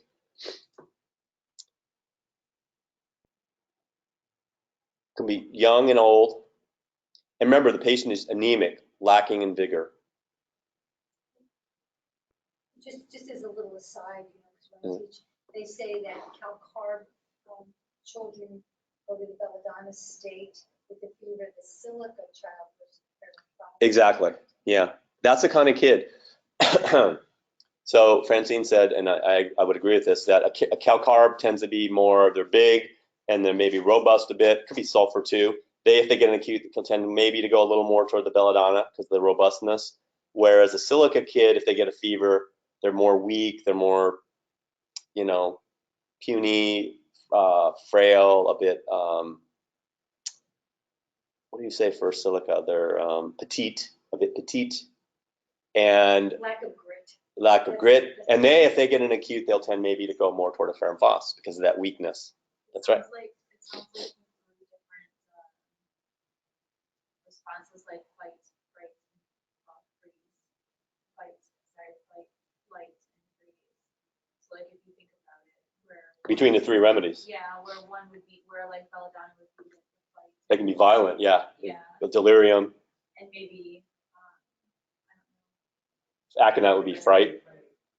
And well, no, fight, flight, and freeze. They're all scared. They're all it's all okay. like a fear response is what it's. But one is like more like the energy kind of for one is like going outward. One is kind of like staying stable. Right, right. Belladonna would be more like the out there, maybe delirious and could be violent a bit, although not as much as stramonium. Aconite would be more the fright, and then ferrum phos more just kind of, they have a high fever, but they're just sitting there. You'll see there's 1 or 2 cases where the kid has 105, 106 fever, and they're just sitting there. They know what's going on. They're not, belladonna will be out of it and delirious. They're just sitting there like, you know, maybe they're happy, laughing, mirthful. Exactly. It'd be fun to do as instructors to do like activities for cartoon characters. They're just like the hot-headed or like different cartoons have people do activities with symptoms. They're like, oh, the Roadrunner is And that's actually a good way to remember materia medica. You think of a character that fits the picture, and then you remember that to remember the symptoms. I associated it with people. I haven't thought of a character yet for ferrum phos, but I've got one for some other remedies, like arsenicum. I think of other. I have one for Monty Burns. What? I have one for like bloody medicine. What? Trump. Yeah. Oh, Trump. Yeah. That's a good idea. There's no collusion. They're still investigating. How can you say there's no collusion?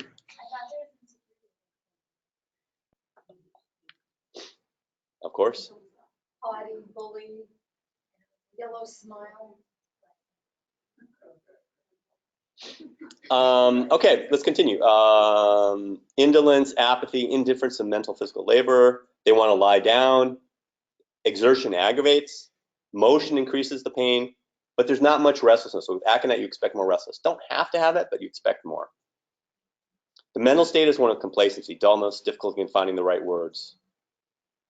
There can be loquacity and mirth.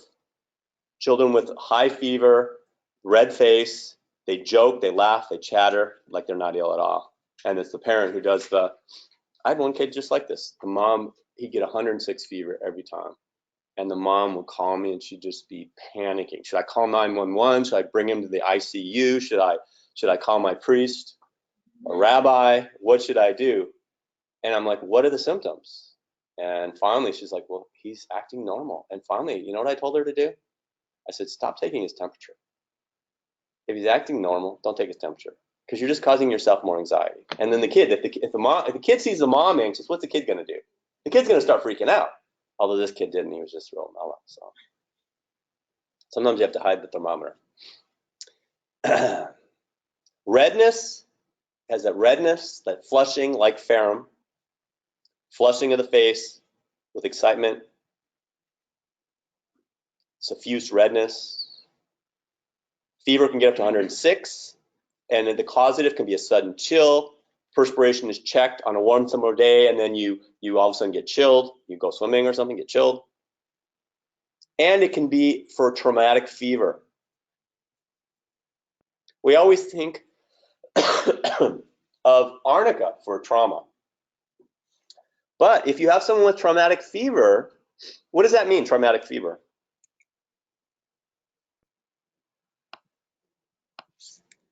It means fever after injury. There are other remedies. Arnica's there, but maybe the person, if they're anxious and frightened, they might need aconite. I've seen this after a car accident. You give arnica, it won't work. You need to give aconite because there's that fright aspect. They had an accident, boom. And, they think they're going to die, and they have all the symptoms of aconite. And then they get a fever with it, and they're in the hospital, and they have a high fever. You need to give them aconite. And ferrum can be useful then, too. Again, but not so much anxious or not so much restless. So traumatic fever. This view. Yeah. Comment about fever after injury. This is great after a tooth being pulled, having some dental work, where they give you the antibiotics and the painkillers because they want to prevent infection, but what you're really preventing is fever after injury, infection. Very good, very good. You've had experience using it to prevent those symptoms, yeah. Yeah, it really gets me, especially when people have the wisdom teeth removed. Oh my God, they'll give them, the standard treatment now is to give them an antibiotic prophylactically, an NSAID, an opiate, and prednisone. Now, if you have a sensitive patient and you throw that at them, they are going to be sick. John Birdsall's mother, remember him? Yeah, I remember His John. father was some kind of a big wig over at. Oh, CTCA. He's a naturopathic oncologist. Yeah, and I guess John had his mother had some dental procedure, and she was so sick after they put on antibiotics. She was angry, especially when you learned about I bet you, unfortunately, a lot of what we do in conventional medicine has no basis in terms of research. And prophylactic antibiotics, show me the data. For abdominal surgery, for diverticulitis, where there's infection and pus, and okay, maybe then, okay, there's some data that it's useful. But for just pulling teeth and giving antibiotics prophylactically, show me the data. Show me a study that it works. Show me a study. But why do doctors do it? Why do the oral surgeons do it? They don't want to get sued if something bad happens. I know a oral surgeon who got sued after removing someone's wisdom teeth, and he left the packing material in.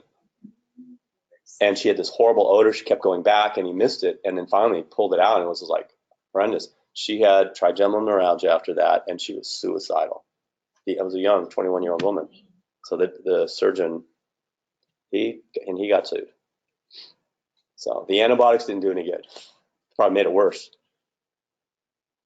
Because it made the infection, killed all the good bugs, and then you're left with the really bad players are the ones that are left. It tends to be, like I said, with high fever, it tends to be a thirsty remedy, like aconite, and unlike belladonna, which tends to be thirstless with fever. And it has throbbing pain. They have pressing pain, more typically pulsating. And when you think throbbing pain, throbbing, boom, boom, boom, you think of what remedy? First, belladonna, so like belladonna. It can be stitching, especially in the chest, or shooting, and it can shoot up or down. Like if it's extremity, it can be a rheumatism, it can shoot up or down.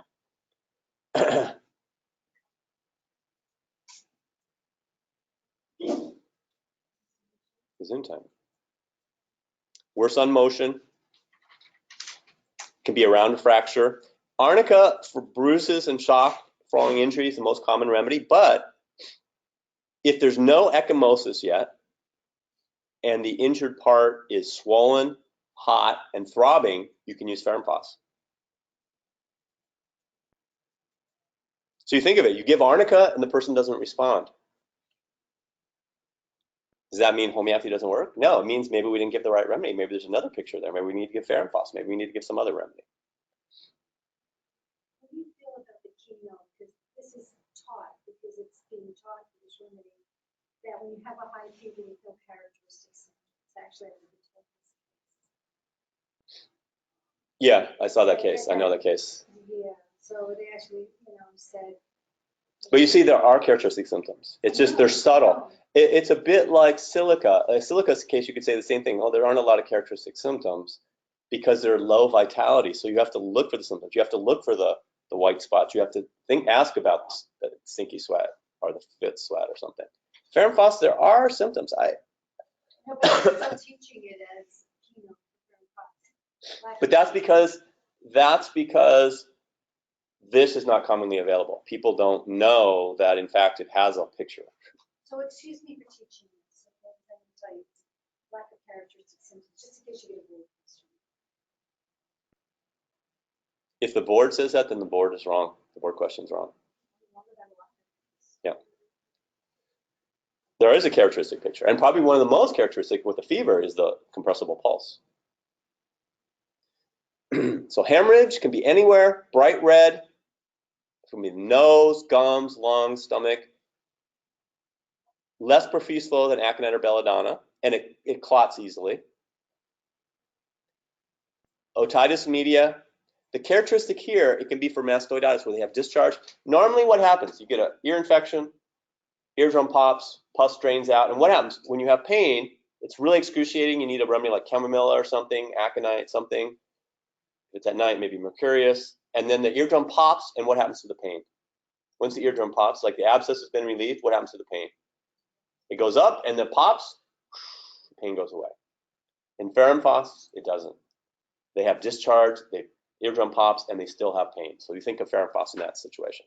And that is a difficult situation. I've had patients like that. Then you know, they can have mucus, they can have pus, they can have blood coming out, but the pain continues after discharge. And that's when you start thinking about mastoiditis. And in mastoiditis, what will happen is the ear will start swelling away from the head.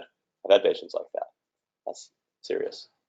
And mastoiditis can have complications. You can get a stroke. You can get sepsis. You can get blood clots in the brain, blood vessels in the brain.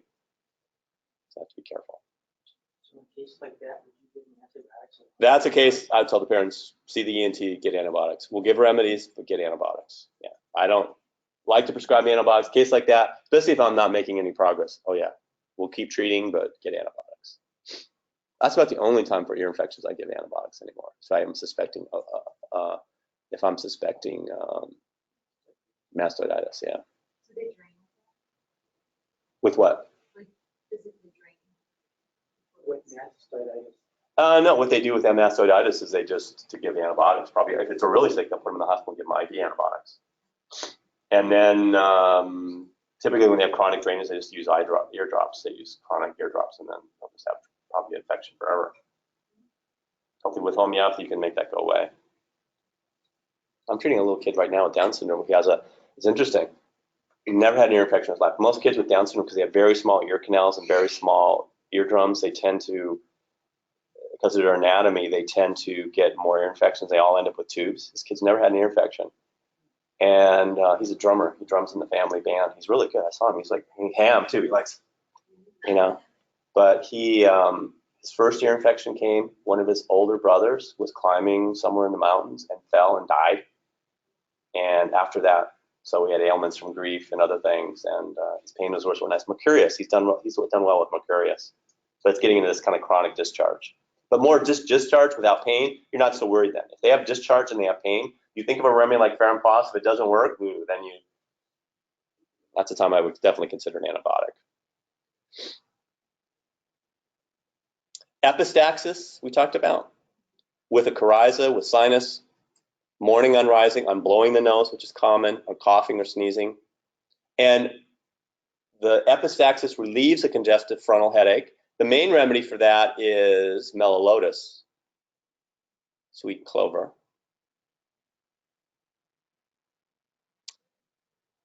Gastritis, vomiting of blood or food. It's interesting, one of the main remedies for vomiting food is, vomiting up food is ferrum metallicum. And here we have ferrum phos if it's mixed with blood. And rectal bleeding, pneumonia. Sputum is, but it's more blood streaked. The menses can be bright red, copious, bloody leukorrhea, but the blood coagulates easy. Bright red, hemorrhage gives release. Anemic, and for the symptoms of anemia, weakness, and all that. Nevi, in the literature, it's known for curing nevi. Has anybody ever seen that happen with ferrum phos? I've seen I've seen nevi get better, or like, I'm not sure if they're the nevi or the elaphides. What do you call them? Yeah, what's the ephelides?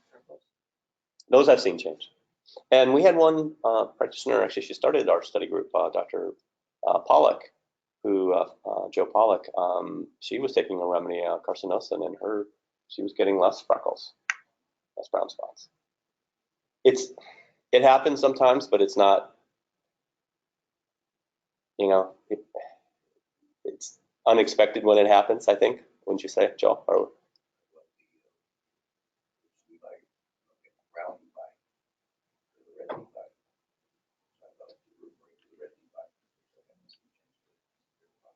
no, I think they're talking about brown nevi. Well, they're recent and new. Yeah, so that's the key. It's almost like the vitiligo. If it's recent and new, if it's been there a long time, it's been there 30 years, probably not going to change. It's more fixed. Just in general, or with this remedy? In general, we're talking in general. The longer something has been there, the longer it takes to treat it. Yeah.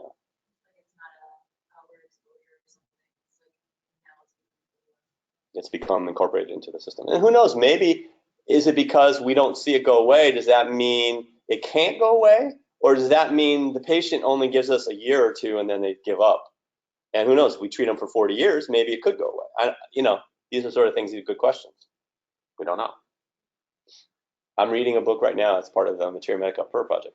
Ananda and I are both doing Materia Medica Per project in an international Hahnemannian study group with Dr. Sain, their webinars. And we're studying Burnett. And Burnett, he was a English homeopath. And he learned in school that, you can't treat tumors with homeopathy. And he said, well, that's what I learned, but let me see if that's really true. And he found, in fact, he was very successful at treating tumors and cancer, breast cancer, this cancer, that cancer. But he had to do very unconventional prescribing. He would know little small remedies and use them, and you have to find a way. That was his thing. You have to find a way. It's not easy. You have to find a way. You have to put in the effort. And then it takes time. And the patients have to trust you. They have to be willing to let you go over time. Not every patient is like that. We get some people, they come because they really believe in homeopathy. They're well, they want to stay well. Those patients are easy. You give them a constitutional remedy and say, I feel great. See you in 5 years, 10 years. Call me if there's an acute. Then you get the people who are at the end of their life and they've been everywhere. They've been to Mayo Clinic 3 times. They've been to Northwestern, and they were given 6 months to live, and then they come in and say, well, now I'm going to try homeopathy. Those are difficult because they've already been treated so much, and if you get success with those, you're lucky. And then there's in between too. There's in between. But that was his way. It's like you just keep trying, and who knows? I think the limits of homeopathy we're still discovering. That's what I would say. Varicose veins, phlebitis, again with the fever, local heat, tenderness. A little more right-sided, like belladonna. Headache on the right side, toothache on the right side, arthritis of the right shoulder.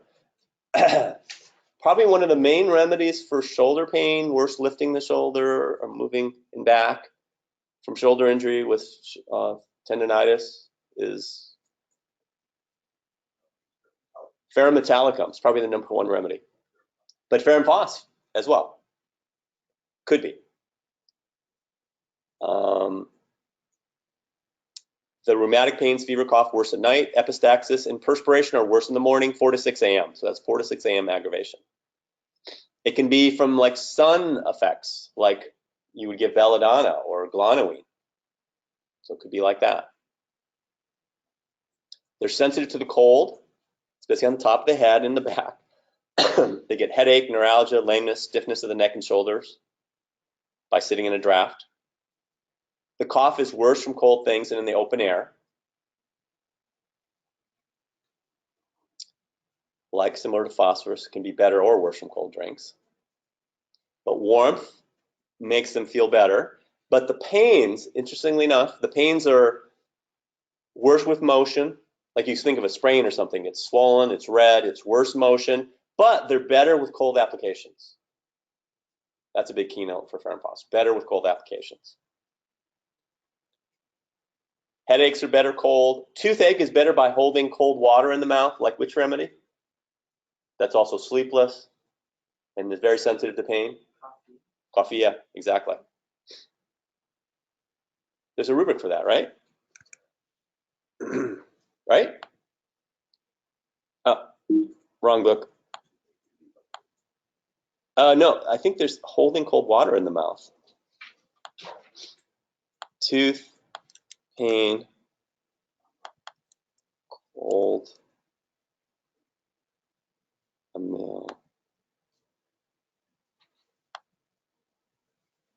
holding a millet. Here, let me make this bigger. Water, a meal, holding ameliorate. Holding cold water in the mouth. So tooth pain, cold, water ameliorates, holding it in the mouth. You think of coffee as the main remedy there. Coffee is one of the remedies like chamomilla, very sensitive to pain. If you see someone screaming with pain, you think of a few remedies. Coffee is one of them.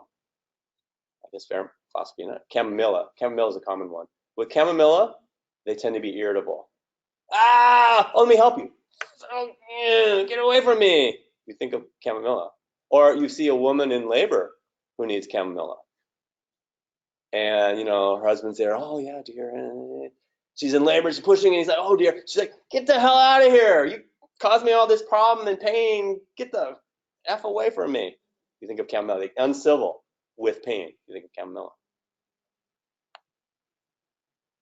These are patients that if you don't give them the right remedy, they'll end up on opiates. And then you really got problems. It's interesting. I saw a study recently. In this country, we have an opioid epidemic, right? Where did that come about? The drug companies told doctors, oh, here's a new opiate, tramadol, here's a new opiate, OxyContin. It's not addictive. It's only 5% addictive. BS, 100% addictive, 95% addictive. They lied. They knew it. They lied. They're making billions of dollars. They don't care. But people with chronic pain, so cancer pain, okay, give opiates, all right. What about people with chronic pain, back pain? The studies show when you have back pain, you treat one with opiates, the other you don't. Guess who has worse pain in the long run? The opiate-treated patient, right? Their pain gets worse. Why? Because opiates cause hyperalgesia. They increase your sensitivity to pain. And now I just saw a study, it was a mouse or rat study, that if you have an acute injury, they do a surgery or something, and then one group they give opiates, the other group they don't for acute. Because normally, oh, you have surgery, oh, you have to take opiates. The group that gets the opiate, it takes them twice or 3 times longer to heal. It slows down the healing process. But doctors hand it out like candy.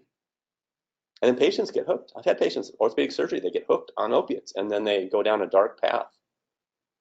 We need to use remedies instead.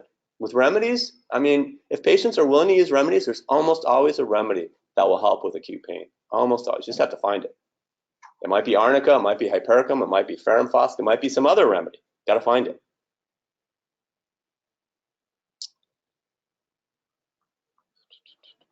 It has a wandering rheumatism. Like which remedy? Wandering pains. Rheumatism with wandering pains. And weepy. And thirstless. Pulsatilla. One joint after another. And the joints are puffy, a little red, high fever. They want to lie down because they're weak, but also they're worse standing. Especially with the urinary symptoms. And it's one of the few remedies that has diurnal enuresis. What's enuresis? What does enuresis mean? Bedwetting, involuntary bedwetting. So in kids, we have that. So usually by 2 to 3, they grow out of that, but some kids, they can be teenagers before they grow out of it. Ferrum phos has involuntary urination diurnal during the day. They lose urine when they're up and about. And there are many cases like that. It's confirmed many, many times. Worse with exertion and motion. But not only are they better with cold and worse with motion, with like an injury, they're better with slow motion. Like which remedies? They're better. Fast motion is not good, but like slow movement outside in the fresh air is good. Like which remedies? Have that. Pulsatilla and ferrum metallicum.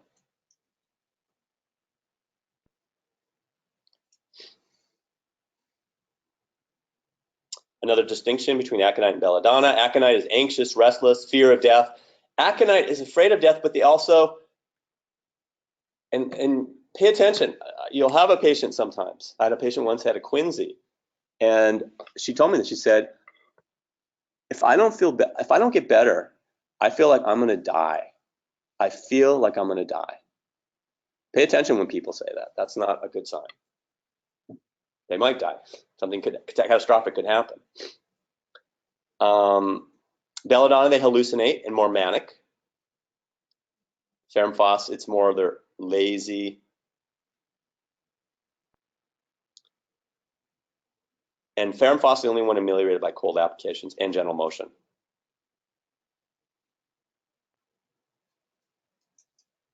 They can have sour, greasy eructations in an anemic person. Dyspeptics would be dyspepsia. And it's also good for summer complaint, like diarrhea in the summer in kids. With all the typical green, mucus, bloody mucus, retching, worse midnight till morning. Blood streak. It can be after, we have a case after operations on the throat and nose to control bleeding. So if someone has a tonsillectomy or an ear surgery and they have bleeding, consider ferrum phos. And they want cold water.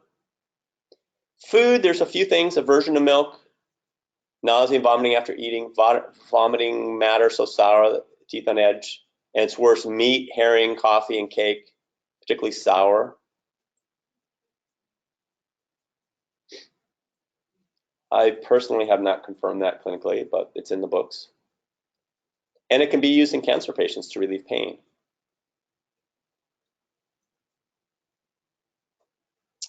Let's look at some cases. Let's see if there's anything else interesting here. So then, that's the genius of the remedy. And you see now, here's the materia medica section where you go mind, head, eyes, ears, all the way down. All the characteristic symptoms are there.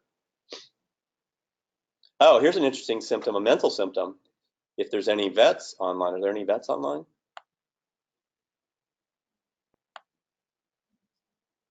No. they have sows eat up their young. It's called transient mania, mania transitoria, something like that. The sows, which is the pregnant or the just delivered pigs, female pigs, they deliver their young and then they eat them up. What's that? I was saying rabbits do that. And you wonder, in a case like that, why do you think it would do something like that?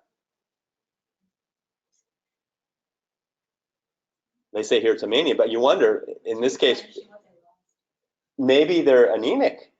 And so you get picas when you're anemic. Can you imagine as an animal and then you get a pica, you want to eat your young?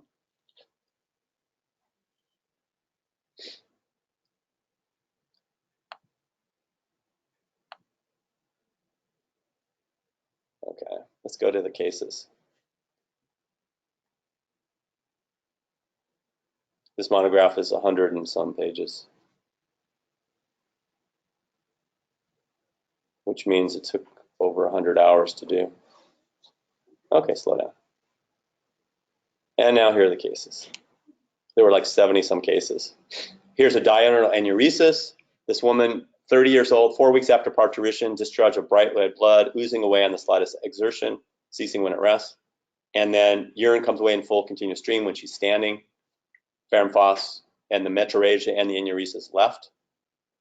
Incontinence of urine only by day. Ferrum phos went away. Here's a breast cancer case. Scurus, like a hard tumor of the left breast. Lancinating pains, enlargement of the axillary gland, so it's a more advanced cancer. Excruciating pains. Yellow complexion, pinch features. Those are really low potency, one X. 1X. And then pimples broke out over the body, vertigo and a feeling of general prostration. Spots disappeared, the feeling exhausted, she became stronger, the appetite improved, the pains subsided with Ferrum phos. And this is a Cooper case. Cooper was one of the doctors in homeopathy that treated a lot of cancer patients with Burnett, Eli Jones, Peterman. What years are we talking about? 1868, this case was published. 1868, so these are old cases. Yeah. The best cases are the old cases. You look at the modern cases, they're mostly useless. They'll say, oh, I had these dreams and had this and that. Oh, the theory of Scholten and Sankaran and this. And since you read through it and it's like, how the hell did you pick the remedy? It's hard to know. But these cases, like, look, they had this symptom and this symptom and this symptom. That's why I picked this remedy. You know, it's clear. Boy, 16, rheumatism. Worse slightest motion, wandering, hand, shoulder, hip were principally affected. Ferrum phos every 4 hours. Now, it'd be better here if you saw that it was better with cold. And then here's the sows become possessed with the mania of eating their young, mania transitoria. Frontal headache, followed and relieved by nosebleed. So headache, frontal, relieved by nosebleed. And she had another peculiar symptom of Ferrum phos. On stooping, can't see. Seems as if all the blood ran into her eyes. So on stooping, it's like can't see anymore. Cured by Ferrum phos. Now we're getting more modern. We're in the 1870s. Apoplexy, chills. Puerperal fever. Here, the key thing, puerperal fever. What's puerperal fever? It's you do delivery and then you get a fever afterwards. And it can be very serious. You get postpartum endometritis, can be life-threatening. And she had a hilarious delirium. She was in delirium. She had a high fever. Ferrum phos 6 in water every hour. And the patient was better. Rheumatism of the right shoulder, swollen red, very tender. Ferrum phos.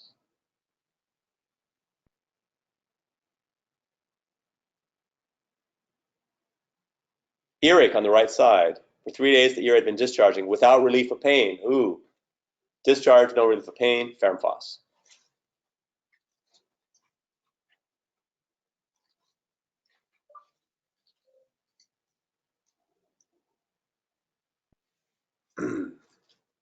A child had been very ill with lobar pneumonia, sudden rise, 3 degrees in temperature with dyspnea, suggested ferrum-phos, which is given every 2 hours. Improvement was rapid and complete. So pneumonia. A butcher got overheated after running after some cattle. Cattle were smart. That guy's a butcher. I'm getting out of here. Smart cattle. They're smarter than we give them credit for. Was taken with rheumatism of the right foot and hand. High fever, thirsty, restless, ferrum-phos. Here, restless, which is atypical. Oh, no, it's another case. It would have been nice here if you had better with cold.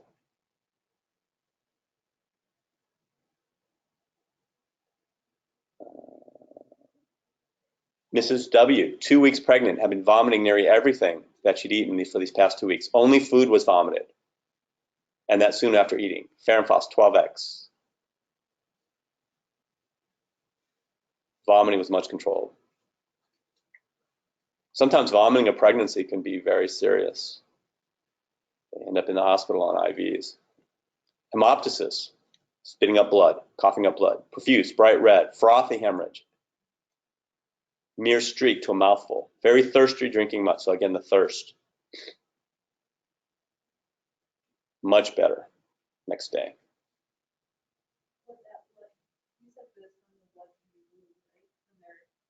The sputum will be blue. The sputum, they can spit up blue sputum in a person like with tuberculosis. And that's actually probably there's ferrum-phos, the iron phosphate is in the sputum. It's precipitated in the sputum. Right, here it's most of the more typical hemorrhage is bright red. The lady I have with epistaxis is always bright red.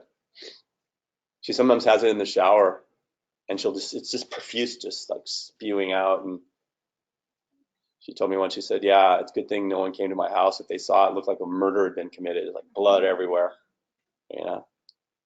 But then she has to run and get her ferrum-phos, takes her ferrum-phos, stops.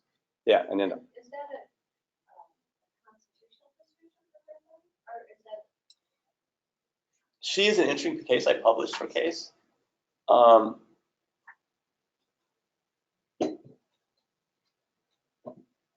So she had the Takotsubo. She responded excellent to the acronite. But of course, she was in the hospital. She saw the cardiologist. So what does the cardiologist do?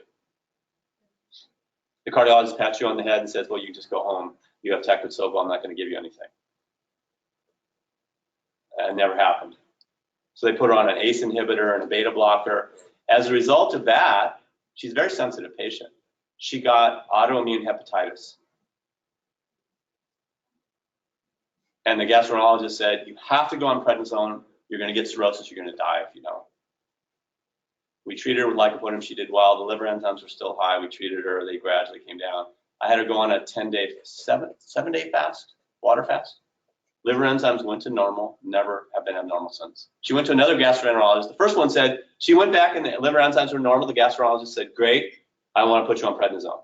I said, what? You have autoimmune hepatitis. I've never seen it go away without prednisone. And then you'll be on prednisone forever. Prednisone suppresses the symptoms, and then you're on prednisone the rest of your life. She goes to another gastroenterologist. I sent her to the University of Chicago. The gastroenterologist there said, oh, this is a clear case of autoimmune hepatitis caused by drugs. You're off the drugs. It was transient. You don't need to go on prednisone. And we're like, yeah, no prednisone. So, but what was her underlying problem? She was a woman, older woman. She had tons of amalgam fillings. So why did I have to use so many things on her? She had underlying mercury poisoning. Patients like that, sometimes you treat a patient, I mean, Joel, you have a patient, the guy with the silica. You give silica, for 40 years, every time you get sick, you give them silica. We don't see patients like that much anymore. And when someone has a lot of amalgam fillings and they're mercury poisoned, she's very mercury poisoned. You're going to be treating them with a lot of remedies. If you think you're going to cure them with one remedy, you need to take a remedy for delusions of something. Not just non-stop mercury. Not just what? Non-stop mercury. Not stop what? Mercury. Oh, but Leanne. I'm being sarcastic. Right. But a lot of people say, oh, you're poisoned by mercury. You just need mercury. But look here, abuse of mercury, ailments from abuse of mercury. What's the main remedy? Well, mercury is a one. Many other remedies. You can use the whole materia medica. to say she doesn't have a constitutional remedy for say because of the underlying cause of, so. But, it's Ananda, unrelated. is that a good term, constitutional remedy? No, it's chronic, it's just some idea of like the core versus. She's used many remedies. So the autoimmune hepatitis, the best remedy, lycopodium. So I should have phrased the question saying chronic remedy because there is no single one. She's not one of these patients that have a general remedy that would be worked for years. in the sense of- She's been on lycopodium for years. When her liver symptoms flare up a little bit, she gets a little congestion, we give her lycopodium, goes away. Liver enzymes have always been normal, but And that one. So, at Texas, you give her I tried every other remedy in that rubric. Femfos is the only one that works immediately. And I think the problem is she's a little bit hypertensive because she's vegan, but sometimes she like overeats and so her blood pressure goes up. And I think that's might be associated with epistaxis. It's kind of protecting her. And so then, I'm encouraging her to do another fast because that'll bring blood pressure down pretty easily. But I'm just saying, patients like this, these are the patients you will treat for a long time. And I don't know that they'll ever cure, but she's doing much better. She had all her amalgam fillings taken out. Each time she'd have a filling taken out, she'd have a crisis. She had a kidney stone one time. She had something else another time. But now that they're all out, she's more stable, mentally, emotionally, and physically. So it's like little things come up, but it's not so big, not so big. I used to think I was a bad homeopath because of those patients, but no, it's like, right? You see in the journal, you see the case, I gave 1 dose of silica and the patient cured for 40 years. That's what you see in the journals. How often in practice do we see that? Never. And Mr. Kaiser, here's a guy who needed silica for how many years did you treat him? 50? Did he ever take a drug in his life? Before the end. Here's a guy who never took a Tylenol, never took an Advil, never took an antibiotic, never took anything. Did he even take a supplement? Okay. How many people do you find like that today? Our environment is so inundated, it's like we're just constantly bombarded by stuff. So when you're treating a patient and you're not making progress, then you need to look at determinants of health. And this patient, she was mercury poisoned. And we did a hair test and clearly mercury poisoned. Those patients are difficult to treat. It's if you're treating them and you're using lots of remedies, the patient's getting better, but they keep relapsing. It's not because you're a bad homeopath. It's because they're mercury poisoned. And it's gonna go this way, it's gonna go that way. That's what happens. The body's trying to clear it. Yeah. I just have one question.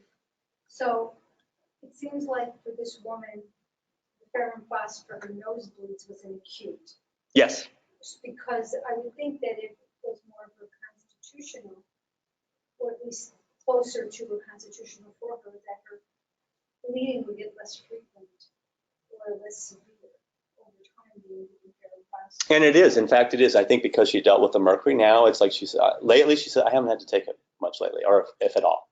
So over time, it's getting better. So it brought an acute. Yeah. Yeah. That was one of the acutes. Yeah.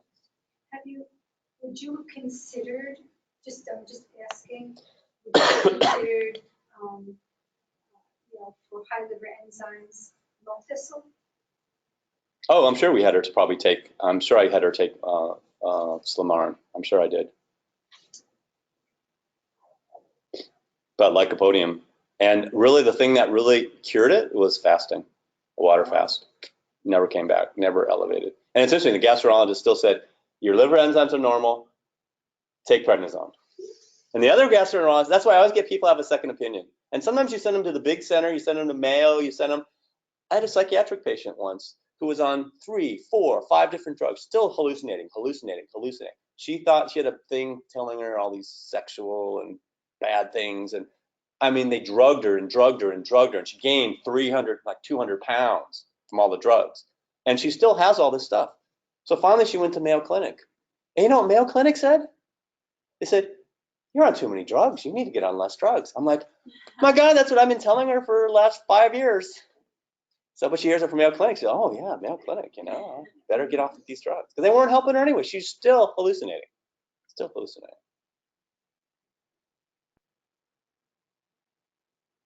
We don't always get the easy patients in homeopathy. We get the patients who've been everywhere else, done everything else.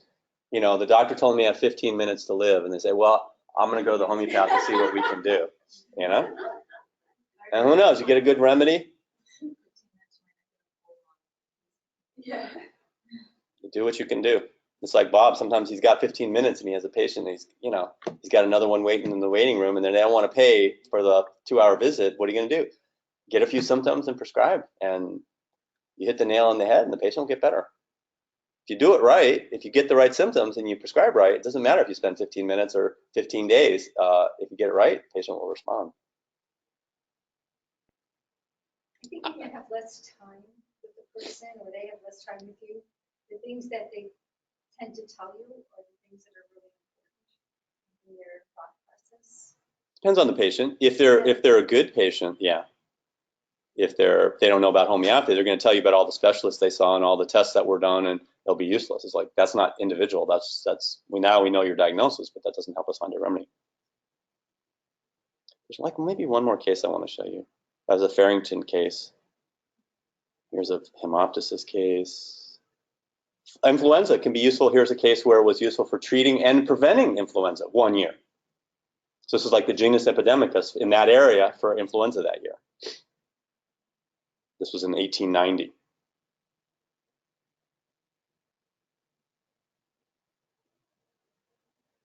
Diurnal enuresis, again.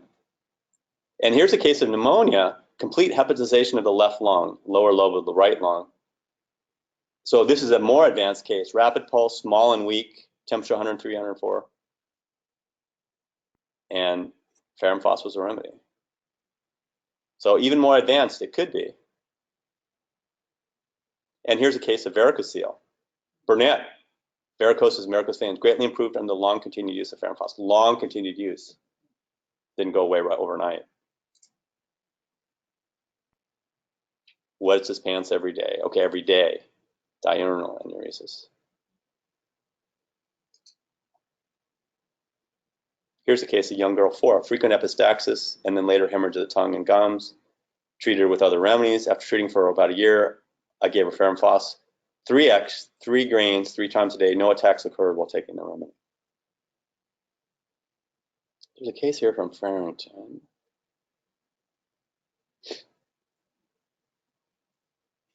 That I want to find. And maybe we'll end on that. Pneumonia. Oh, here it is. This is a case from Farrington. Several years ago, while camping on the shores of Lake Michigan, Farrington was from Chicago, and he was in the same office with, no, he was in the same building on the same floor with Grimmer. Originally, they were both students of Kent. But they had an office in Chicago first together, and then they split up. But they were contemporaries. Who I think Farrington lived longer, right?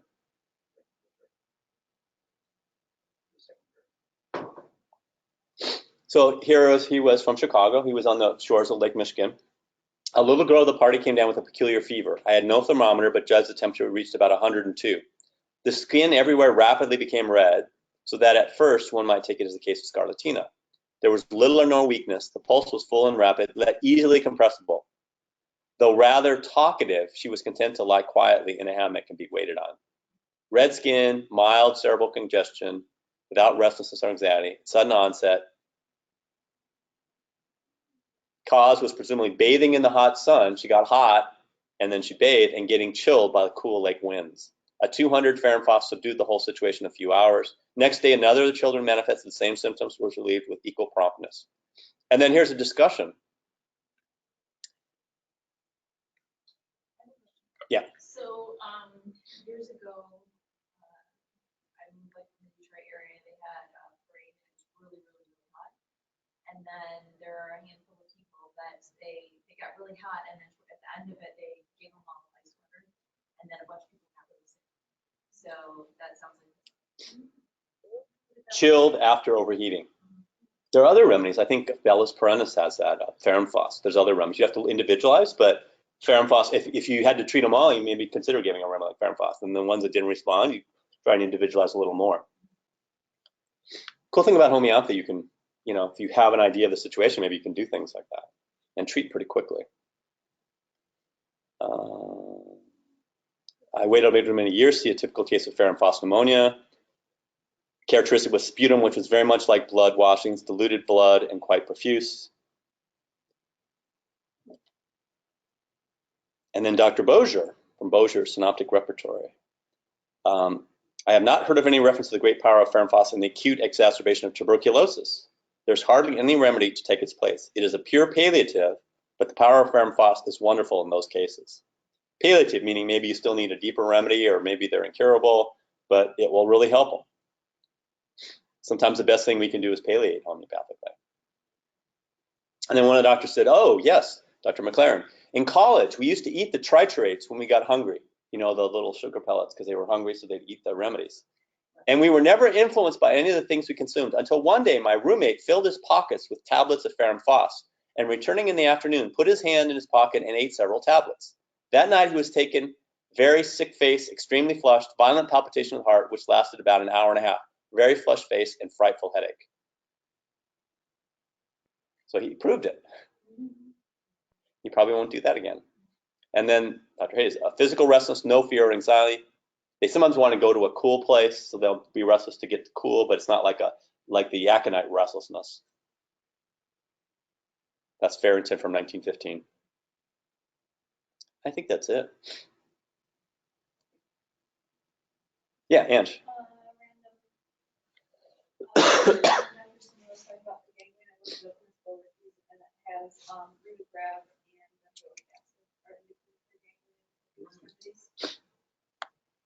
But it already went away, just a random thought, because it wasn't in the, Thank you. Good point. See, I don't see, yeah, there's no nat mir, but we can maybe add it. But you know, the other way to make sure it's not there is what? You look in reference works and you say ganglion. And then let's look under nat mir. Oh, it's known. This is Burnett, I think. So it wasn't put under wrist, it was just put under hand. No, it wasn't. There's no ganglion. But I'm just searching in reference works for any ganglion, and I'm looking under nat mir. A boy of 9 with ganglion on leg the size of a small hand. They've been under my treatment for many months. No good results. A very slight amelioration with sticta. Silica did no good. Dr. Schuster's recommendation. I gave nat mir 6 grains in water night and morning. 3 months later, I received the letter following. The swelling on the boy's leg, I'm glad to say, is much better. A good deal smaller, and now the size of a small nut rather than its original position. Not so much under the knee joint as it was. So there's another case where it was improved. We could add nat mir to, I'd say we could add it to, let's do it. Let's add it to the repertory under, I'll show you how to do that.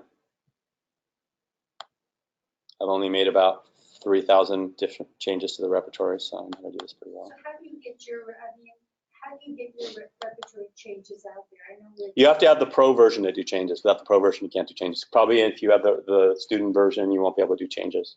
I don't think. I could be wrong with Academy Edition. Do you have it? Does anyone have Academy Edition? Okay. So, I mean, is a 30-day trial Academy Edition? Yes. So here I start changes. You have to have a changes file and change remedies. Let's add nat mir.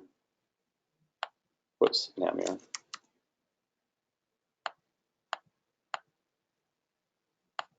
But then how reliable is it if anybody can make changes as long as they feel able to? He's just doing his book. Is it a reliable That's author? why I'm asking. Is it a reliable author? So here, Burnett. Is Burnett reliable? Yeah, and it was better. Okay, so we'll say. And Dr. Signori. Is Dr. Signori reliable? no, I understand. So those are 2 reliable cases. It's totally clinical. We could do it conditional. You could put conditional, then it puts in parentheses. It won't show up in the analysis, but I'm going to leave it as a one. I trust your integrity, but I'm saying how reliable is the entire source then? If anybody, as long as they pay to be able to have the ability to make changes, can make changes, because I don't know that everybody is reliable. You know, the only changes that I accept are the changes that are made through the Material Medica Pro project, which Andre reviews. So it's yours. From the Material Medica Pro project. Those are the changes So that this is the thing, I find you buy the reliable. program, And you buy Murphy's, let's say. So right now, we have, because we're using the grapple, we have the book that Andre did, and we still can buy that book that can be changed, and that change file that Andre does. Anybody who can get that book can have all those changes that have been done, but individual doctors, it doesn't go back to. Like I just made that change here, I only see it. Now, if I wanted it to go out to the community, I would send it to Dr. Sane. But like when I did Ferrum Phos, I made 1,000 changes to the repertoire. It's all from reliable sources. I sent that change file to Dr. Sane. He incorporated it into the Materia Medica per project repertoire, and it goes out to everyone. This change only I see. So if other people, other doctors making a bunch of changes and they're screwing up their repertoire, if that's what they're doing, they're not making a lot of changes, it's not getting into the medical community. That's where I was. Yeah, it's not getting out there because the source, the main source that gets purchased and disseminated has to be done through somebody that's acknowledged by the programming company to make that change. So you're just kind of highlighting your own version. But if you Well, think he's accurate or, there's some authors I don't out trust. there. If it's by Schulten, I disregard it. Schulten is a chemist. He says, oh, you can prescribe a remedy based on where it is in the periodic table. And we know that this row of the periodic table has these characteristics, this row has these characteristics. So this plutonium nitricum should have this characteristics. It's never been proven. I don't even know if it exists, but we can, it's like, Theory and some. if homeopathy dies out, this will be one of the reasons, because of homeopathy like that. It's interesting. Sanquin is another into that stuff, and Dr. Sane was at a conference with him once, and he's very popular. He actually owns Synergy now. Rajan Sanquin owns it. Very successful practitioner in India. His father was a homeopath. He's a second generation homeopathy. He knows classical homeopathy. He can practice it, but he likes to do this other method, new method. And Andre, they had a little discussion together, and Andre afterwards said, oh, yeah, okay, how's things going? I said, would you trust your method to teach a student if they had to see a patient in an intensive care unit? And you know what his reply was? Because Dr. Sane treats people in the hospital all the time who are on their deathbed, all the time. And he knows, okay, find a good remedy, the patient responds. You know what Sanquin's response was? He said no. Never tried it. No experience. What does that tell you? If you treat people with hysteria and psychosomatic illness, sure, everyone's going to have some results. But if you treat someone dying of cancer, you try and use that methodology, it's not going to work. The person will die. And they didn't get the best of homeopathy because you've been using some theoretical thing on the fringe instead of the core of homeopathy.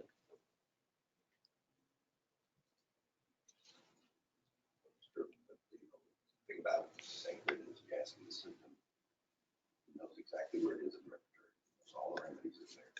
So unfortunately, that he teaches something totally different. So he has total mastery of the repertoire. He knows classical homeopathy, what we're talking about, Hahnemannian homeopathy. And he got bored with it, I guess, so he's like doing all these other things. But then when you teach students the new stuff and they don't know the basics, it's like teaching them differential equations and they haven't even done algebra yet. And what happens is at the schools where they're teaching this, at the other naturopathic schools where they're teaching that form of homeopathy, they get confused, they go out and practice, they don't see any results, and so they turn to green allopathy because they say homeopathy doesn't work. Well, it's not that homeopathy doesn't work. Remember, when you point the finger, homeopathy doesn't work. 3 of your fingers are pointing back at you. Well, I'm not applying it properly, Yeah. There's also, I think, an aspect too, if a person has a certain capability or potential, they're a little bit intuitive, or they have another aspect of their own self that they glean information from that not everybody is, has access to that. If they're not that kind of person, the days I'm on is fine, but how do you teach that if you don't have that sensitivity? And I think there was a doctor that I forgot what the name of that doctor was. Supposedly he had met one of the masters in India, and he had come up, do you know what I'm talking about? this is gonna drive me crazy, but, You mean Pierre Schmidt? Or- no, it wasn't Peter Smith. It'll come to you after you're gone. It's like, Yeah, but you can't teach intuition to somebody else. You have to, you're stuck with the ABCs, Hahnemannians, things, but that works. You don't have to depend on that, because even people who are intuitive are not always on, they have to, so I tell people, it's not like that stuff doesn't exist. That one time I had Audrey, I had her in the clinic. And this is before they let me bring the computer in or use the computer. They had to take their. They let you bring the computer in the exam room with the patient? They wouldn't, in the beginning, in the clinic, they wouldn't let me do that. So Aubrey bought her case. Ridiculous. It was at the end of the day. And I went home with the information I had, and of course, she was thinking about the remedy. So I went home and I repertorized it. I came up with Orem, and I was thinking, I was reading the case. The next day I went back, when I went back into clinic again, she came up to me and she says, I dreamed it was Orem. I mean, but not everybody does that, and it's not an on-call skill. So Sakurai, I think in the beginning, he was very rude, with the stuff that he did. He was using another potential or another capacity that you cannot teach somebody to use. And you shouldn't teach it to beginners, because As a it's, method. if you don't know algebra, how are you going to do calculus or differential equations? You can't. You're gonna fail every time. I respect my patients and people who say to me, I'm going to hold the remedy. I ask them, which one do you think I'm between the two? I still do that, right? You know that. I'm one of those people. You're one of those people. So it's not like I discount the existence of that potential, but I wouldn't want to teach it, and I wouldn't want to depend on it solely. It's not always accurate. It's a backup, or it's an affirmation. But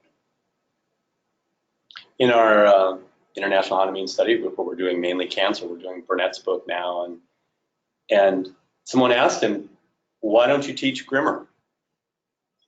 Because Grimmer has a book on cancer. He had great success treating cancer patients. He said, well, Grimmer used radionics.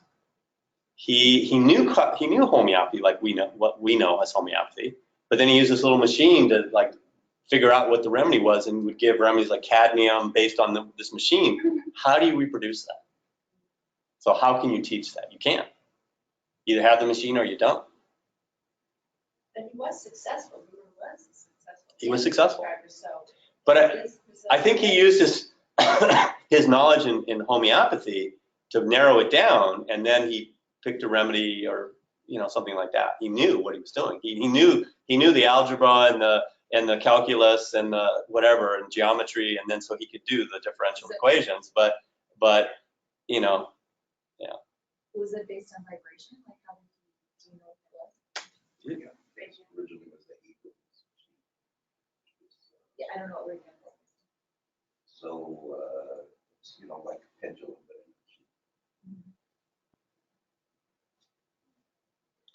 One of my first exposures to homeopathy, and thank God it wasn't my last. If I hadn't met Joel, I probably, this was my only exposure, I never would be doing homeopathy.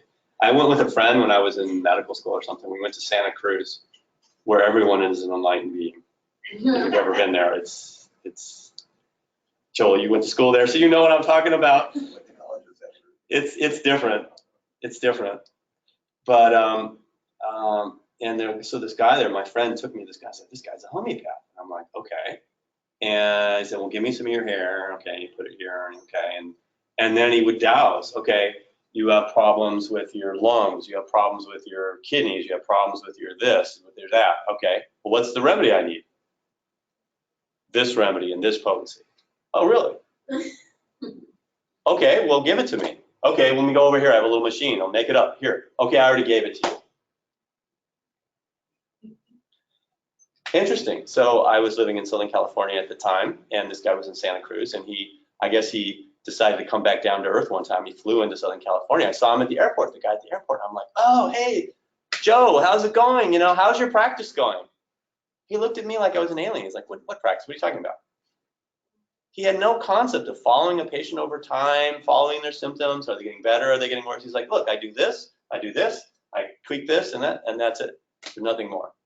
It's like, it's not, is that a real practice? It's like, it's a little more like Harry Potter, I think. Madam Humphreys or Pumphreys or whatever, she gives them the motion and the bone grows back, you know, it's a little painful, but it works, you know. It's hard to teach that. So I'm done. Hey, Tim, you mentioned, what was the keynote of the Melly Lotus? You were just guessing. Headache, better with, oh, I have the wrong repertoire here. I have the repertoire I don't like. The complete 2016 repertoire. How does Murphy compare to this? Very similar. Here, Similar in terms of structure, or in terms of the remedies they put in? I'll show you. Are they going to be updating, are they going to be trying to update Murphy then if it's accessible? No. Head pain, general, epistaxis ameliorates. Mellolotus is the main remedy. And mellolotus is also a mania remedy. They get flushed face. And Joel, you know more about it than me. Ferrum-Foss is bilateral, and both of them are better with epistaxis. What else about mellolotus do you know? That's all? We did like bilateral on this side and that side, or like from one side to is the other street. Usually one side is Better with epistaxis. Okay. has other kind of bleeding. Let me show you, Francine. So here's the repertoire we use. Like, let me look up the symptom, fastidious. We have 44 remedies. Let me look in Kent's. In Kent's, we only have 2. In fastidious, we have 2. So if you use Kent's repertoire, you're using a Model T Ford. You got no suspension. The tires are going to blow out every 5 miles. It's going to overheat. It's going to be a bumpy ride. What about Murphy? And now Murphy, let's look in Murphy's repertoire. The problem is it's alphabetical, but you go under mind, M, mind, fastidious. It's got 33, so close. But let's go to the, so we had 44, it says 33. Ken's had 2. So the repertoire you use is important. And then let's look at complete 2016. You laugh. These things you add on because 105. It's like, and aloe is a 4, a 4th degree. But is that really? Where does that come from? It's herring. Herring? It's not herring? It's a 4 in a herring. So you good reference for us. Here, let me look in our repertoire, see if it's even there. It's almost pattern.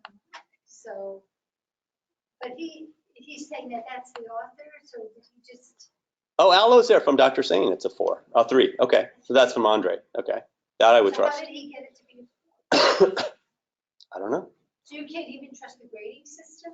I don't trust anything in the new repertoire. They grade based on what their other reading. I don't know what they grade based on. A lot of 4s. You see, a lot of rubrics have in that repertoire have 4s. Everything's 4. Just in generalities. Let me go to that repertoire. Complete 2016. A lot of the general symptoms are, you know, look at this, alternating states, 595 remedies, and a lot of them are in bold italics, bold underline. Look at that. Alternating states, 595 remedies. That's a useless rubric. It's useless. But look, let's look in our repertoire. Absolutely. Alternating states, 53 remedies. 100 more remedies in complete 2016. If you're a student, that's bad. You're going to be overwhelmed. And to be honest, when complete 2012 or 2010 or one of these came out, I tried using it. My success rate in prescribing went down. You can't individualize everything. Everything's in every rubric. It's not useful.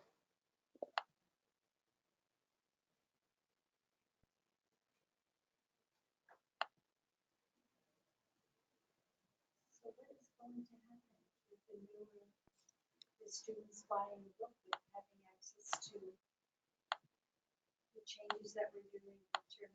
What's going to happen is Sankaran actually has a team in India where they have lots of people working to try and make a repertoire which has all the Materia Medica per project editions based on, I think, Kent and maybe some other, but not the complete, the more modern complete, which has too much in it. And they're going to make it to where when you have a symptom, the reason it's taking time is when you have a symptom, like let's say fastidious, you say carcinosinous fastidious, You can click on it and it will take you to the Materia Medica so you can see the context and the author. You can do that now. You can click on that now, go right to reference books. Really? Yeah, how do I do it? Yeah. Find rubric and Find oh, you're right. Yeah. Oh, so it just searches for fastidious. This searches Okay, for that didn't one. know that. But they're going to make it click and it'll go right to that one. Or to that, now you can See look Morrison, up- Vermilion. look up the author. So if you want, Yeah, I'm not sure who this so if you author is. wanted to look up aloe. and see Sakar. why it's a- Yeah, let's look up Aloe. It'd be interesting to see that grade 4, why. Oh, it's from Andre. I know, but that's a 3. He had to be. Yeah, 4. It's from Vermilion. Or I don't know where it came from. This is complete repertoire, just in the repertoire side. Oh, he had herring, but I don't see it's not in herring. I don't know where it came from. It's not in here. No. Let's Okay, look up see, fastidious. The tools that you're using have some flaws. So, Fastidious, aloe, not in herring. There's no herring. Don't know where it comes from. I know Andre added it from his experience, and he's got cases that I would trust. There's certain authors. Herring, I trust what's in herring. Allen, I trust what's in Hahnemann. You verify things in Hahnemann all the time. The newer authors, not so much. Andre, if Andre says something, you can take it to the bank. It's reliable. When you think about Hahnemann, he only worked with 106 remedies in his proving. So, yeah, you can take him. Well, we have how many remedies now? Couple thousand. Yeah. So, But like for this project, 550 that are at least have some proving, some information in cases that we can use. Something to guide the choice.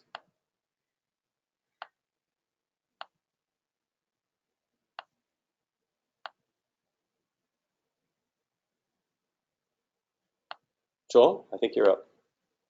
can we take a break? Yeah, let's take a break. Coffee break or? Let's take a break.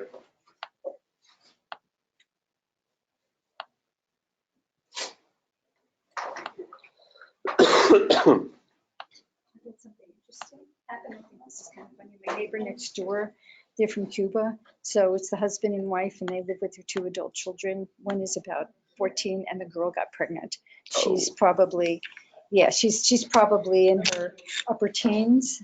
Oh no. Anyway, she was as big as the house. I didn't see her for a while, and then I went to the house. She's been in really severe pain for 3 days. So I decided I'd try to help her. So I was helping her. And they don't speak English very well. Anyway, I was helping her. The pain went way down. I mean, they did a C-section on her. They were doing Tocin to induce the contractions, and she blew up like a balloon on the Tocin. Her legs looked like they were going to explode. But anyway, I didn't get to that point, but I helped her with the stomach pain.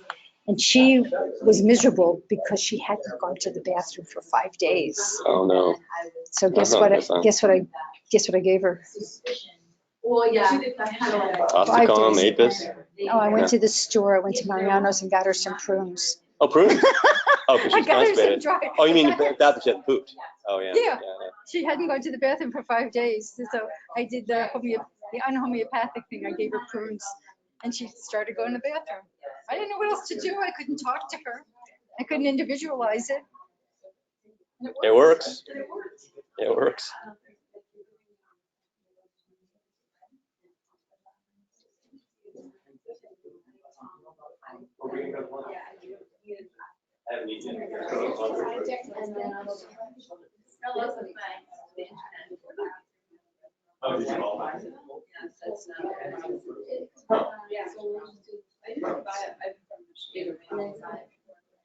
You're welcome to call our.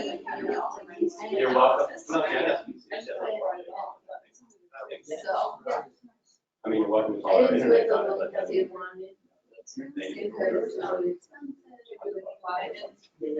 So I don't know if that had anything to do with it or.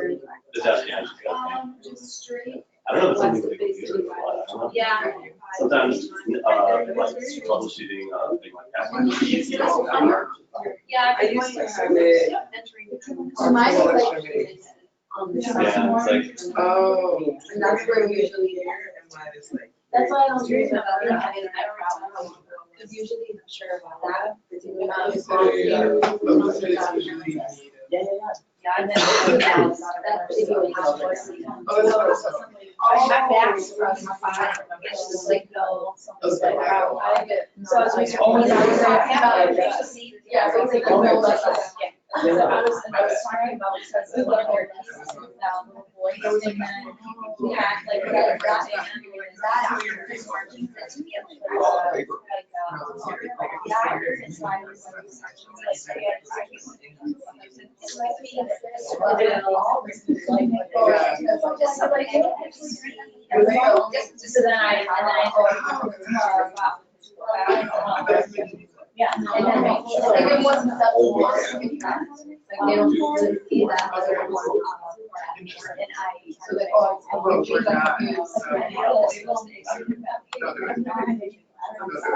mean, we're talking about but so I actually this coming up together, I'm actually yeah. Yeah.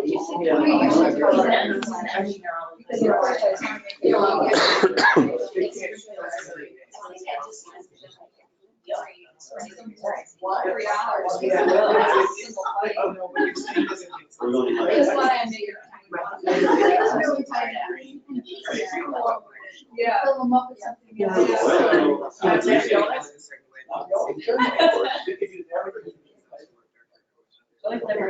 So it's not. I know, it's just. That doesn't make. I need to talk to you.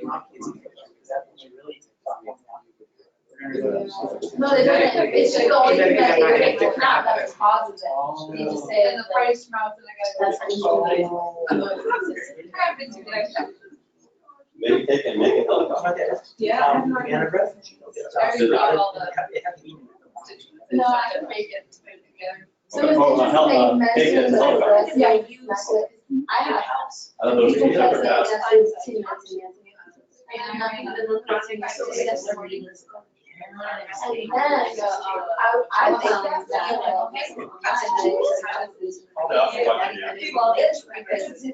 kind of fit that whole picture of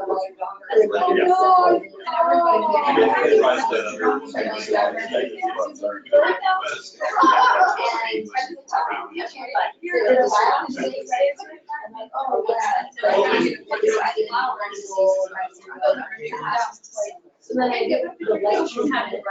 And then I start doing the financial.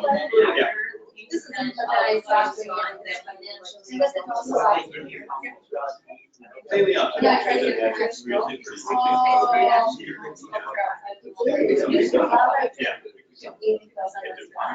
But then he. I like that. That's why. We're hot, and then I like that's what I Some of them Oh, are after sharing. bottle, after bottle. We provide alcohol. I keep wanting to go there. And I think it's And you take better. Yeah, that's the thing. I think first. You'll be able to play off that time. Yeah, I got you. When I first started, I went to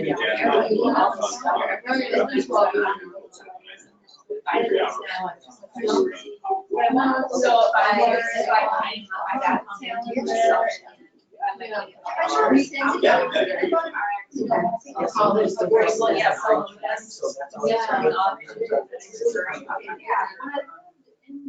again, call.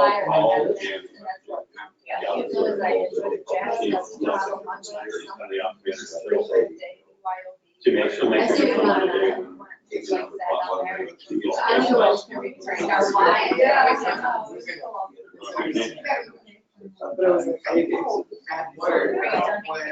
New Year's saliva. Yeah, my saliva. This is crazy. So they share. Thank you. And this is the everybody again. To show me some pictures of your sister's wedding, like, what? That is weird. I was eating. I think it's like, it's not like. Maybe. Like, hey, It comes out like. I didn't share my screen. It's on there. Did you do it? It says it's recording myself because she said it didn't realize. I don't know, maybe about the internet. Oh, No, it's that's- she's gonna get logged out. I have no idea. He gave me the login for that. I love it. I don't know. Maybe just allow that. Yeah, because it's got me. Yeah. And I saw this recording, and it was the last time that I had, because of all this. And she likes cats, I'm guessing for that. I'm good, it's just, it doesn't work. I don't know. Yeah. Why? Well, who's very sad. Who's very sad. She knows all these things now, and she plays with all of them. And I mean, I had her, I've never said to What do you graduate? August, Yeah, but she just likes them all. How many years was it? That's awesome. Yeah. So they just kind of sleep wherever, so. Isn't there a limit, like 7 years, like, No, 8. 8? But, Good, you gave yourself a little bit. well, no, the first my first year, so it's been like, Chocolate comes on and off, because some of the vendors are like, Hammy was sleeping on the small. right now, it's crazy. So, I remember when you took only after 3, you were kind of surprised. But you weren't into it. I don't usually like presents that way, usually, so I. Yeah, yeah. On Wi-Fi. You know, those people working to help them, but in actuality, maybe what happened is that the person who invited misunderstood me and thought that I just needed to figure out the house that day, so I didn't figure out where I was. So people were coming to take. People were coming to take those things, and people were going to my stuff, and I never got it. So like all of my favorite stuff and my treasures and my family heirlooms that came in and like the 1800s, and I don't own that anymore. I was trying to get like stuff that was stolen.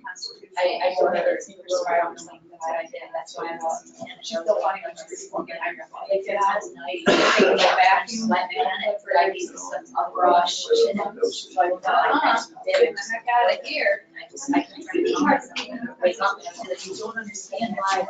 You know, I was like, I don't understand why you have 3 more here. And it's like exactly what's possible. And so that was horrible. Yeah. That is No, me telling myself that the other people are Mormons and they speak perfectly yesterday, so they're just, apparently I think the guy just never gets it. Make certain parts, okay, he's not in control of stuff, he wants to share all the things, so he knows like that and everything, so, and then he's never positioned to get a lot of honestly, I think she got off on homes there. That no, it was always to me, and I didn't know Well, what you hang out with them, how does no stress yourself? because I had so many things going on, so instead of, actually helping and doing what I said I needed, I was like, really places at once. And all I really needed was my service all the time. And she was able to watch watching everything else, so she wasn't there either, so it was trained, it's trained. moving and stuff, like, why? And it was, and since I was traumatized, that was my original, like, trauma, is that moving, like, destroyed my family when I was little, so then it put me in a position like adult, with the same amount of kids and a lot of other factors, like, so it was extremely intense. And then all these people were coming because they wanted to help, and then, I was socially taught that, like, you're supposed to trust, friends, you're supposed to trust, trust people, and you're supposed to trust, because they're just looking out for you, and no, they weren't. And so I had to struggle with all of that, You and, trust is something that has to be. yes, well, yeah, but I grew up in a family of complex trauma on both sides of that family, and so there was a lot of, I was abused into being independent. I was abused into being independent, even though I'm very independent, so I've been. Well, we have a little time left. I'm ready to start, even though the people aren't. What do I have to do up here on the screen to get started? Oh. But you're finishing. That's a good.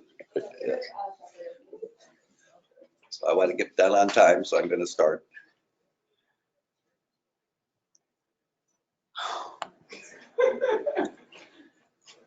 All right. You want a clicker? And no, I'll just use the Up and down. little thing. Okay, so today we're going to do our study of Organon and Hahnemann and chronic diseases. The subject is syphilis. So I'm gonna have to leave in like 10 minutes. That's okay, don't worry about it, it's fine. So syphilis is a term that Hahnemann uses. Oh, we started already? Yeah, and syphilis is Hello, a, we started. that's okay. Syphilis is a term that we use in modern medicine and thus confusion. So today we're going to talk about the distinguishing wording and the implications for modern homeopathy. So that's the subheadings here. When we are trained in modern conventional medicine, we think of syphilis as a disease name. When Hahnemann used the word syphilis, he did not name a disease. All right. So what do we know in modern times about syphilis? On the slides, I don't have the references, but I did bring an allopathic reference example here about some biologists who are interested in syphilis from a research point of view. And the lead author is Lynn Margulies, Margulis. She recently passed away. She's responsible for the Gaia hypothesis, for instance, with Lovelock. And she's responsible for what we'll talk about a little later in this lecture, evolution by symbiosis. So she was a very prominent biologist, no interest in homeopathy, and her researchers, her group talked about syphilis, and she says, what's on this slide, antibiotics are only effective in the earliest stages. They reduce or induce quiescence of the symptoms rather than cure, and the screening tests don't find syphilis after the first stage, and antibiotics aren't working completely, and the syphilis sequesters or hides and comes back later somewhere else deeper in the body. Okay, so given this state of knowledge about syphilis, then what if antibiotics aren't working? What is a homeopath to do? Well, first of all, we have the culture. It's illegal and unethical to treat syphilis only with homeopathy. Don't do that if you have someone with the diagnosis.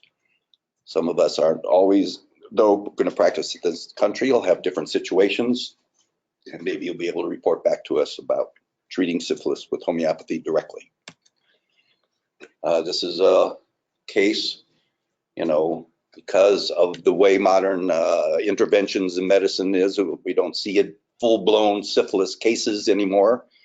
This is kind of tried to pick a mild photo of the destructiveness of syphilis when it's really affected a person. All right, so what does Hahnemann say about syphilis?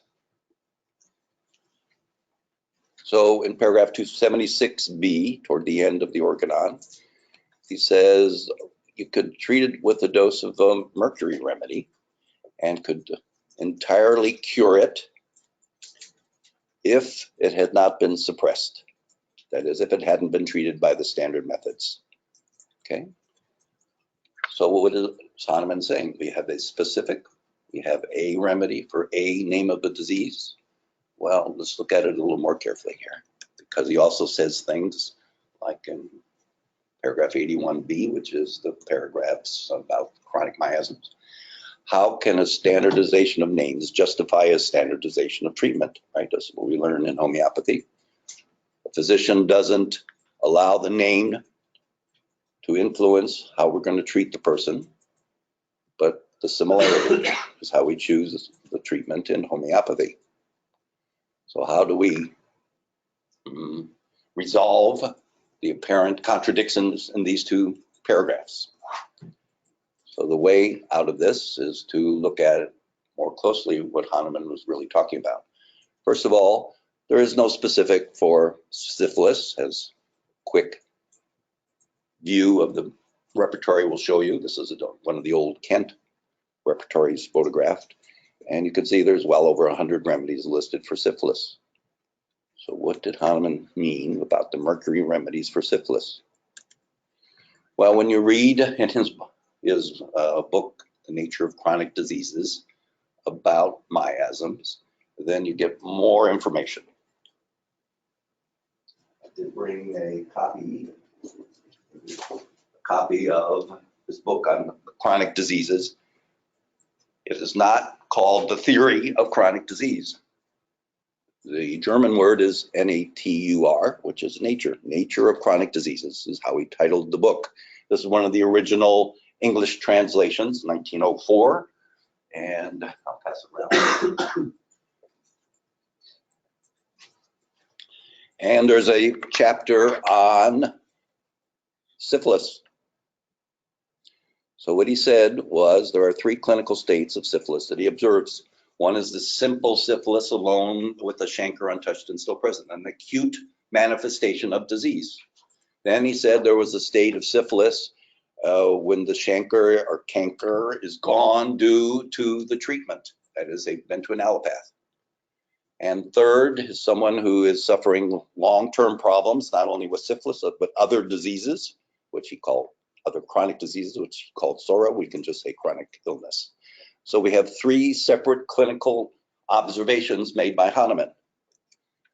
The first simple state of syphilis, when someone gets a brand new acute illness and the canker is still there and there's no SORA, no chronic disease, just a simple illness with nothing else wrong with the person, and you still got the eruption, the canker, then Hahnemann found that the homeopathic dose of the mercurial remedy would work.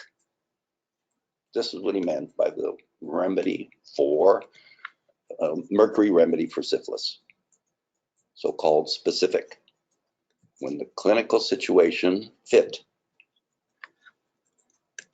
Clinical observations. What do we mean by canker or chancre? This is an ulceration, usually in a genital or mucous membrane area, and you get a typical example of it. You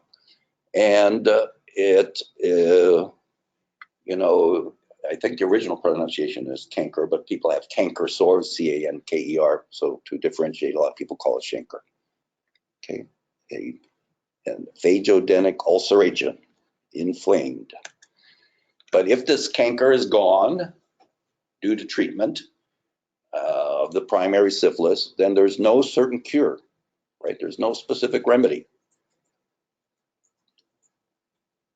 right? If, though, there is no other history of any chronic disease in the patient, the mercury remedies may still work, but only if it brings back the canker and then the scar goes completely away. There's absolutely no visible evidence left on the skin that there ever was a canker. After it comes back, then says Hahnemann, you've probably got a cure. Okay, this is number 2 clinical situation. Number 3 clinical situation, there's some other chronic disease, and then the person got syphilis on top of it. Well, this is what we see. At no time in my practice have I ever seen a patient in clinical state 1 or 2. All of our patients are status 3 here. Then, says Hahnemann, it's impossible to cure the venereal disease alone. Syphilis must be freed from SORA.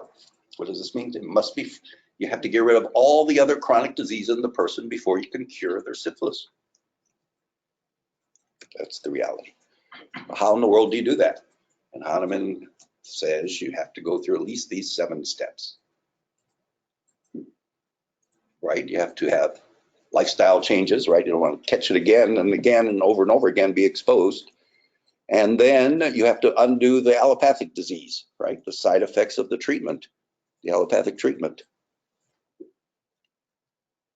Then you can see the true picture of the SORA, of the chronic disease, and you start working on that. As soon as you cure the chronic disease, you can go back and use the mercury. However, if some of the soric symptoms were latent or inside and weren't all manifested yet, they'll come out, and you have to use more chronic disease remedies, antisorics. Finally, the person will be well except for their syphilis. You can try the mercury remedy again, and it's still an uncertain cure unless that canker comes back, unless the skin thing shows up again and totally disappears without any outside interference, and there's no scar left behind, no puckering, nothing. In the journals, I see people talk about when you have a case, a complicated case, you should start with this, you find the syphilitic symptom, and you start with treating that first. If they have an ulcer or something, you look at that as a lead symptom, and you want to find a remedy that covers that first. If they have a skin eruption, you can start with that picture of the skin eruption. You don't have to call it syphilitic. You shouldn't call it syphilitic. Just, unless you know it's the original canker, then it could be the symptom of some other skin disease that Bob can tell us what it is. But it's not necessarily syphilitic. It could be part of the psoric. Those terms don't have any good meaning for us anymore, is what this says in modern practice. Right? And curing syphilis is then nothing simple. Can we cure it? Well, look at that process we just listed that Hahnemann describes. We need a minimum of 5 remedies, the right remedy at the right time, in the right order, the right potency, with cooperation of the patient's lifestyle. This requires lots of experience. We have to start treating lots of cases before we reach this level. And we need a different culture. Right? What did I read last week? The statistics from California. STDs, sexually transmitted diseases, are on the rise again. 2 years in a row. Gonorrhea, what was that case? Where was it? Totally antibiotic resistant to every single antibiotic in the world. Was it in Great Britain or something? There's a couple cases. Gonorrhea is now untreatable, on the verge of being untreatable, uncurable. Okay, and what does Margulies and her group say? That syphilis is totally underdiagnosed in regular medicine. How can we have a huge epidemic of HIV, right, say in countries in Africa, and no rise in the incidence of syphilis? Because it's not diagnosed. Right? And she says, and she goes into a lot more detail, that the syphilis spirochete, the bacteria, goes into a form where the antibiotic can't kill it, and waits until the environment is suitable and before it becomes active again.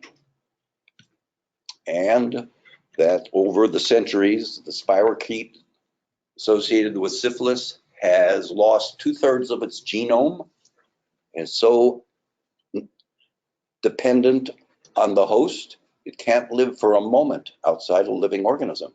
That's why for syphilis, you can't grow it in a petri dish. For the spirochete, you can't grow it in a culture dish. You have to grow it on a living animal, traditionally in rabbits, because it doesn't live except in a living organism. It's totally dependent. Right? It's changed its genetics.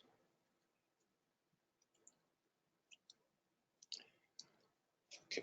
So those are just some of the facts about what's happened to syphilis, the mutation over the centuries. And that speaks to why there's this controversy, or, is the canker painful or is it not painful?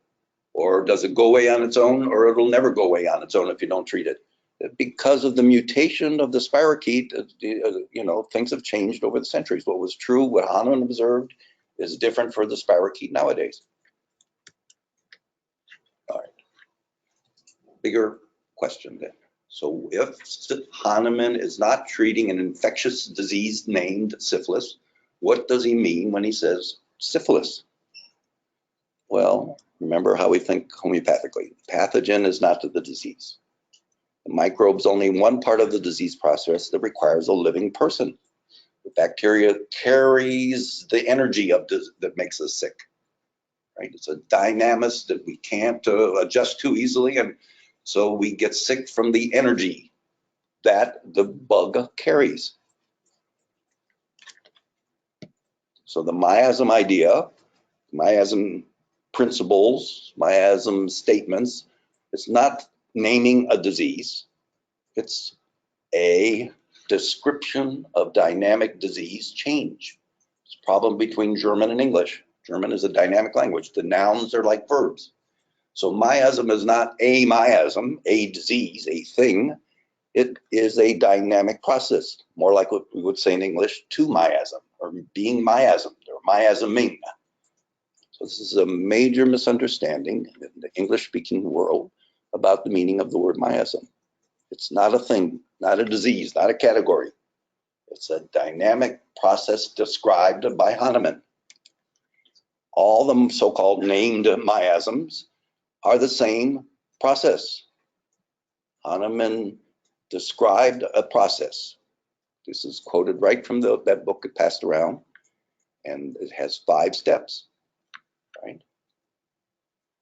The instantaneous moment of infection, then the latent phase where it transforms the internal person, and then it breaks out to the skin after the whole person's been transformed, and this breakout to the skin has an eruption depending on the nature of the energy transforming the person, and it's the picture, the clinical manifestation that we can see, observe, experience, where the names come from. The name is just a shorthand version for a complicated description of a skin lesion. It's not the name of a disease. Now, in acute miasms, you get a crisis and you die or you recover. In a chronic miasm, you never recover.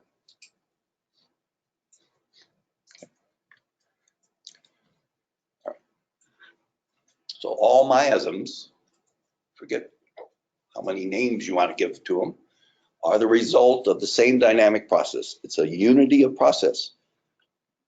And each of the so-called names are distinguished by the appearance of the skin eruption, an experience, a phenomena, not an idea, not a category.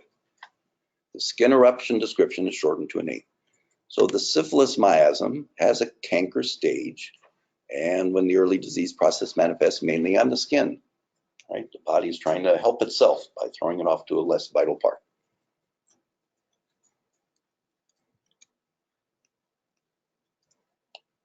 This is opposed to the modern idea of syphilis, a germ theory. We have a spirochete bacteria called Treponema pallidum, which causes a venereal infection named syphilis. If the pathogen is killed, the disease is cured. Antibiotics should eradicate the bacteria. However, says Margulies, this is the reality. Killing a few bugs does not get rid of the syphilis. And you can do it in a materialistic analysis. That is, they hide, they sequester, they change form, so they're not sensitive to the antibiotic. Whichever materialistic interpretation you want. Killing the bug does not get rid of the disease. This is the bug, the spirochete. The syphilis disease focuses on what the spirochete does. The syphilis miasm describes how the whole being changes. Syphilis disease is a thing, object. The syphilis miasm is a dynamic that appears in an endless variety of forms.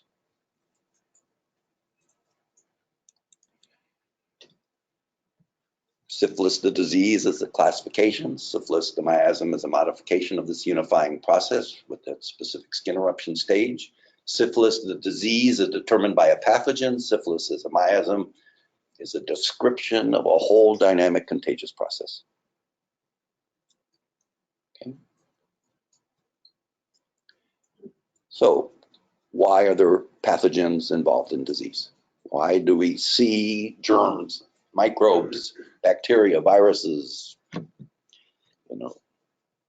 fungi, parasites? Why are those intermediaries involved in the disease process?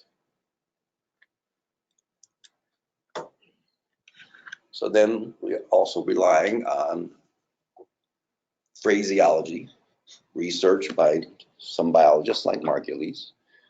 We have a term called symbiosis. Now, Margulies determined after decades and decades of fighting the mainstream that early life forms incorporated bacteria to become new life forms. This was a genetic symbiosis. For instance, the blue-green bacteria became the chloroplasts of plants. This is established finally. No one doubts it anymore. Right? And another bacteria became the mitochondria, right? You look at the DNA of a mitochondria, it's circular, it's the shape of a bacteria, it's not the same shape, it's not double helix like the nucleus bacteria of DNA. And now with modern methods of, looking at every base pair, the structure of the DNA in the mitochondria, which comes only from the The female side is much more in match with bacteria than human nucleic acids. So this again is established. At the end of her life, she was trying to establish that spirochetes also are being incorporated into life forms, and that the spirochetes manifested or are manifesting as motility organelles, sperm tails, flagella, cilia, microtubules, and axons, for instance. Here's the shape of flagella. Here's the shape of cilia. Here's the shape of a sperm tail. Here's the shape of axons. Here's the shape of an actual spirochete. Okay. This is not proven beyond a doubt yet, but she was right about the other things, so it may come about in the future.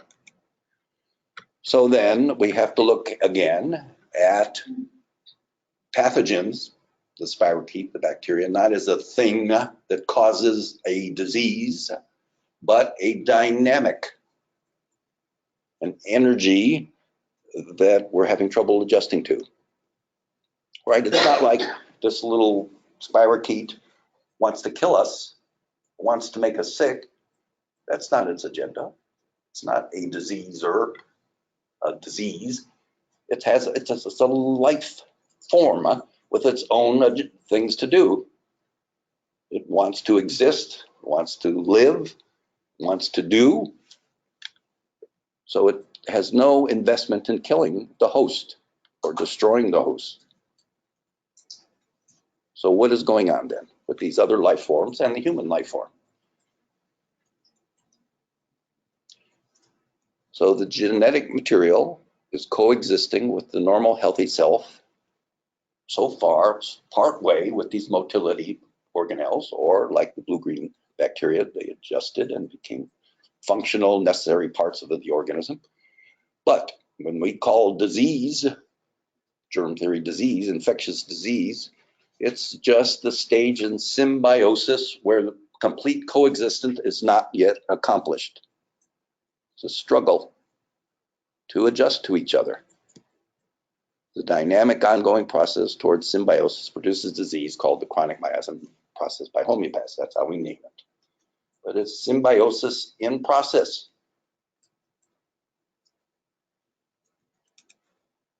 So think of a microorganism, a pathogen, not as a thing, but as a dynamic, an energy. And we have spirochetes that look, fortunately, like little waveforms. So it's easier to think of it as an energy form, not as just a thing. So the chronic miasm called syphilis is the human response to the still recognized as foreign spirochete dynamic. The natural chronic miasms described by Hahnemann are the results of the coevolution and progress between dynamic contagion and the host organism. The end result should be mutual symbiosis in a new and evolved organism. Right? That's how life works. And if it doesn't work, then the life form evolution ends.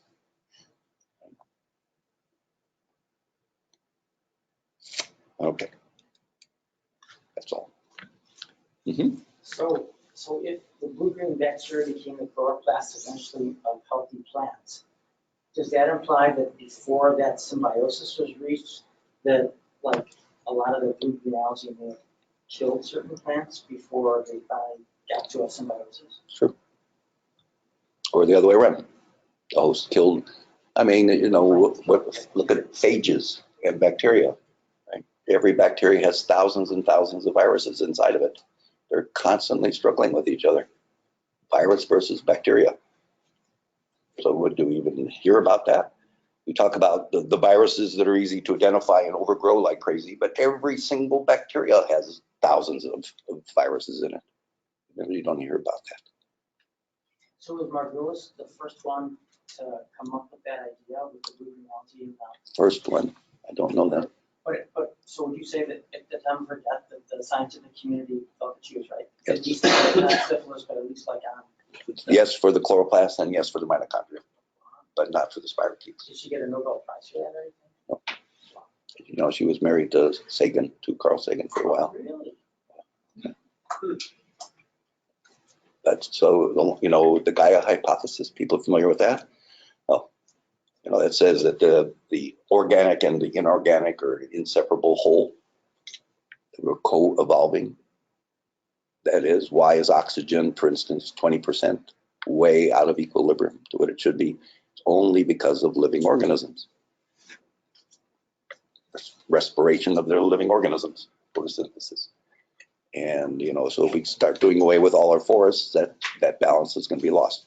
So everything, the whole cycle, the carbon cycle, the carbon dioxide, all the cycles are codependent on the organic and the inorganic. That's the Gaia hypothesis, or one living organism. It took it a little step too far. That's not exactly what they said, but that was her as well. And she was in on that. She's in on the symbiosis. She's in on this idea of what's going on with syphilis. You know, even in homeopathy, we have Batulkas who said antibiotic treatment of syphilis driving it deeper inside, and it's one of the reasons why we have so much more dementia. That's where the syphilis bug goes to the heart. We got heart diseases, and it goes to the brain. We got dementia, but you can't find it, right? Because most of the genome is gone in the human syphilis. It doesn't respond to the, you know, the identifying markers. It doesn't have the protein coats on the surface to react to the agents that are supposed to diagnose it. So this is all right. So is it practical enough what we said here? So I had a patient actually who was diagnosed with syphilis.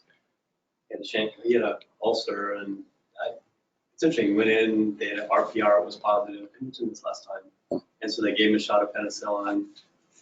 It wasn't typical because it was painful, and I don't think it was indurated. So I sent him to the infectious disease, and they said, I don't think it is, but let's do a FDA absorb test, and that was positive. Said, oh yeah, it definitely was. I don't know if they gave him more penicillin. So he's treated the culturally acceptable way. What else would you do? That's all you can, and then you wait, and then you say, well, you know, how was your focus? How was your digestion? You know, what they give an antibiotic? So it's mostly the digestive tract, right? From the penicillins. You have to go, how are your skin rashes? I haven't seen an active canker in 20 years. We never see an early case of syphilis anymore. They're all treated, and therefore, you know, it's a huge, long process. And if you treat them right, it's going to bring the canker back, says Hahnemann. And if it doesn't come back, got a ways to go. Have you ever seen the primary chancre come back with constitutional treatment? No. The last cases I can remember of syphilis that I treated was complicated with venereal warts. So it had at least that miasm as well. Gonorrhea was a cofactor in it, but who knows what else. And that was before AIDS was a big thing. So we didn't even consider that. Now it's even more confounding. You know, no one's here with my lecture in homeopathy too anymore. But, you know, the retroviruses, AIDS, HIV, the structure of the HIV virus, right, is found at least 30 times on everyone's genome. And it has a normal physiological function. And they found that physiological function is involved in the maternal syncytial membrane.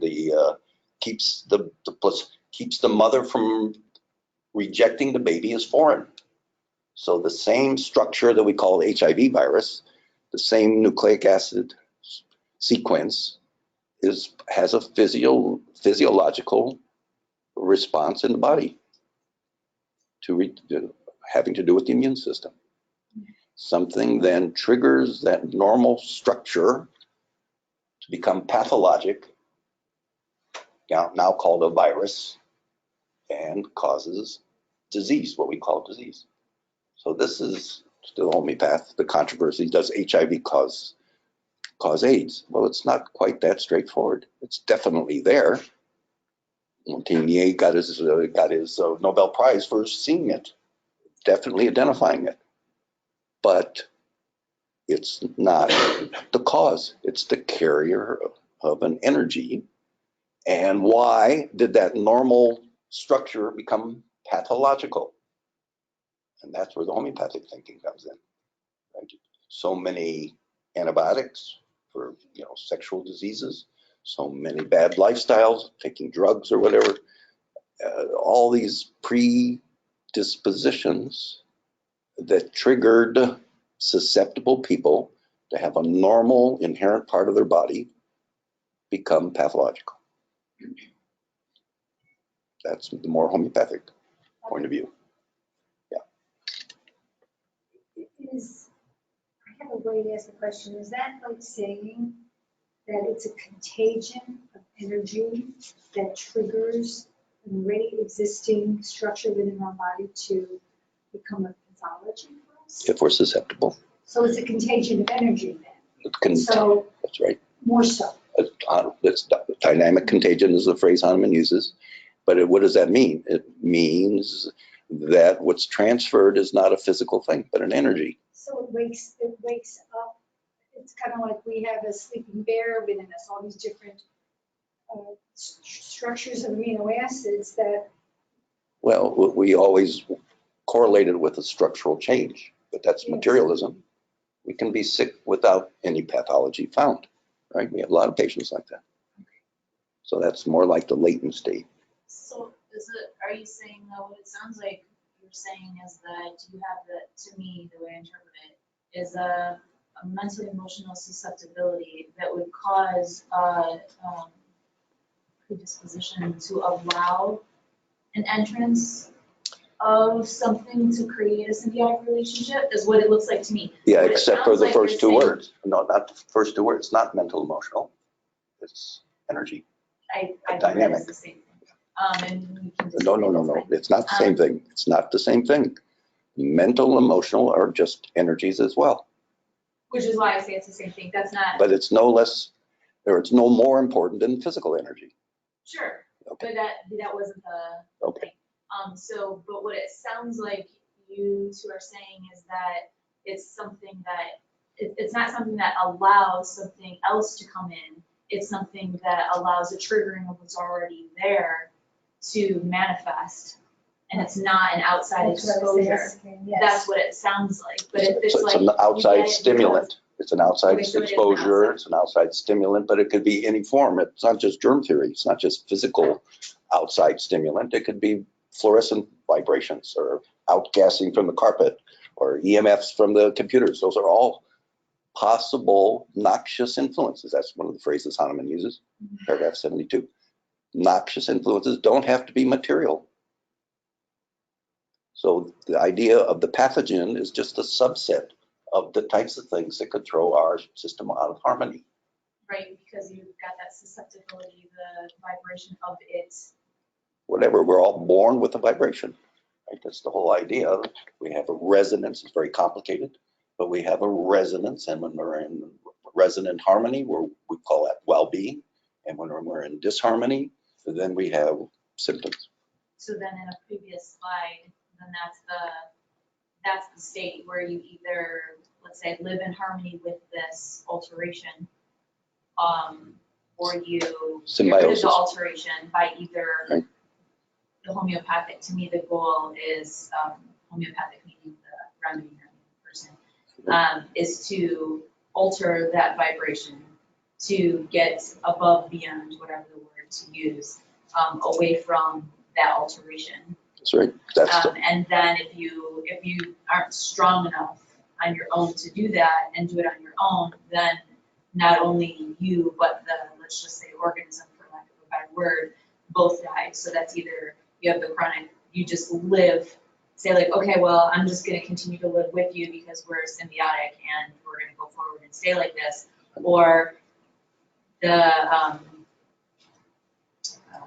contagion is stronger, therefore you die, or else you are stronger and you're able to move beyond and changing your own blueprint to make that environment not conducive for a symbiotic relationship anymore. right. It's hard to break away from the old ideas of evolution and who survives and who doesn't survive. You know, if you don't learn to use a computer, you can't survive as a doctor. So it's all different levels. Right? So talking about all different levels, you don't know what, there's no right or wrong. It's a combination between the host, the environment, and the life forms. Okay, I have two questions. So one of them is, for lack of a better word, I want to say that the energy or the pathogen or the thing, can it be inherited or would it like turn on different epigenetics? So that's one question. And then another is if you're creating a genetic symbiosis, is there a chance that that's happening and the well-being of the person is going up instead of down? Yes.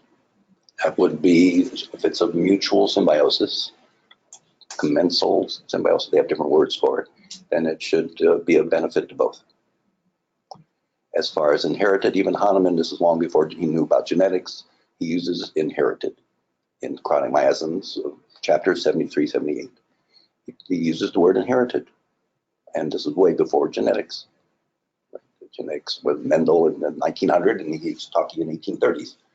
He saw it because he saw it. He saw kids being born and then exposed to a loved one and suddenly getting a sickness. And then he sees kids, before the mom got sick in one state of health, and then after the mom had a sickness, kids were in another state of health. He observed it. So does that form of inherited just apply to like your parental lineage, or would it include like other people that you're regularly in contact with? So part of the idea of chronic miasm is direct contact, intimate contact. So therefore, yes, physical, it depends, it has to be direct contact at a susceptible surface like a mucous membrane or blood to blood, uses that phrase in chronic disease, then you can get transmitted, more susceptible. The acute miasms are more at distance susceptibility, like social interaction, you might say, for the acute miasms and or for even Sora, and for sexual interactions for the venereal miasms. Right? But it requires contact. That's the first disease. That's what Hahnemann says. What is the first disease? So if you're religious, you might say we're punished by God for original sin. Or if it's your mind, it was wrong thought. We had bad thoughts and we have to pay for it. Or if you believe in karma, we had bad karma. Hahnemann says the first disease is that people made people sick. Right? It's the interaction. First, it's like physics. Every interaction with every person has to have a reaction. So that reaction could be for health. You do a nice massage and get healthier. It could be for ill health. You don't do the right massage, you hurt the person. Or it could be below our level of threshold. We don't feel like anything happened, but it had to, right? That's law of physics. We have to react to every single thing. And so the first disease wasn't the bad bug or the bad snake or whatever, the bad thought. The first disease was people responding to people. Okay, that's the phenomenological. That's the Hahnemann's approach to disease. You don't bring in some idea, some theory. It's just the result of action and reaction. There's no judgment. Shepard, where would you put HPV in the miasm? Well, usually we put it under, we give thuya often, so it's under that miasm. But it doesn't have to be. Is it similar, you think it's going to be similar in terms of it being there forever or is it different than syphilis and Sora?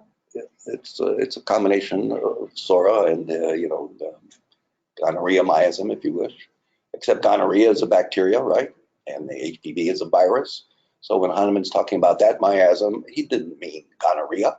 In fact, in the chapter in gonorrhea, I don't know if you read it in chronic disease, he talks about acute gonorrhea, GLEAT, and you can cure it in the acute stage. But there are some people that you could never cure of GLEAT or gonorrhea, and then it's the chronic miasm. And when it's the chronic miasm, it's not just because they have that bacteria, Neisseria, they have warts. Also, the skin eruption stage of the gonorrhea miasm is warts. So, and maybe I answered my question incorrectly, but you put it in the same category as gonorrhea, except for the HPV, right? Yeah, no, not anymore. I mean, Hahnemann did, in his time, you could make these categories more distinct. But now everyone's got all of them. We don't see patients without any of the miasms anymore. Right. So if someone has, I mean, HPV is very common. I'm just wondering if we're looking at miasm situations. So, so the definition of miasm is that the vital force can't cure it without appropriate intervention. So it's not what it looks like, not the timing, but the vital force will never get rid of it. That's all the miasm means. So if the vital force can't get rid of something like that, and it's becoming more incorporated, can we assume that it's, at some point, is going to morph into benign function with the human organism? Or will it change the human organism for the better or for the worse? We don't know. You have to have a pretty long perspective to know that. You know what happened with syphilis? Why does Hahnemann say syphilis started in Europe in 1493? How could he be so exact? So that's when Columbus came back from the New World and brought this new strain of bug that was so devastating. I tried to show you that a little bit of a picture that you couldn't not see it. So he wasn't the only observer that traced the origin of this new syphilis from Spain outward across Europe. Well, syphilis, the spirochete's been around for, millennia. You've got people, old bones from thousands of years. It was a different strain of syphilis. I mean, the syphilis that just Americans had, that wasn't killing them. It wasn't even getting them sick. Hardly. Minor illnesses. But it was devastating to the Europeans, the other way around. Europeans brought measles and smallpox. And in Smithsonian magazine, it says more American Indians, more indigenous Americans were killed by disease than all the wars combined. Over 50% of the indigenous Americans were killed by the diseases the Europeans brought. And what were those diseases? So they brought measles. Well, measles killed people back then, but not the way it killed the indigenous Americans. They couldn't do anything with their vital force against it. Same thing as the Europeans couldn't do against syphilis. Then it disappeared, right? We had a whole century in Europe of bad syphilis, and all of a sudden you read the history of syphilis, it's gone. Did everyone change their lifestyle and didn't transmit syphilis? Did they cure it with mercury? No. It changed its form. The syphilis changed its form so it didn't kill its host all the time. And then it changed again. And a century later, we got a whole bunch of more people in Europe dying of syphilis, like Nietzsche and things. So, it changes. It's adjusting too, not just us.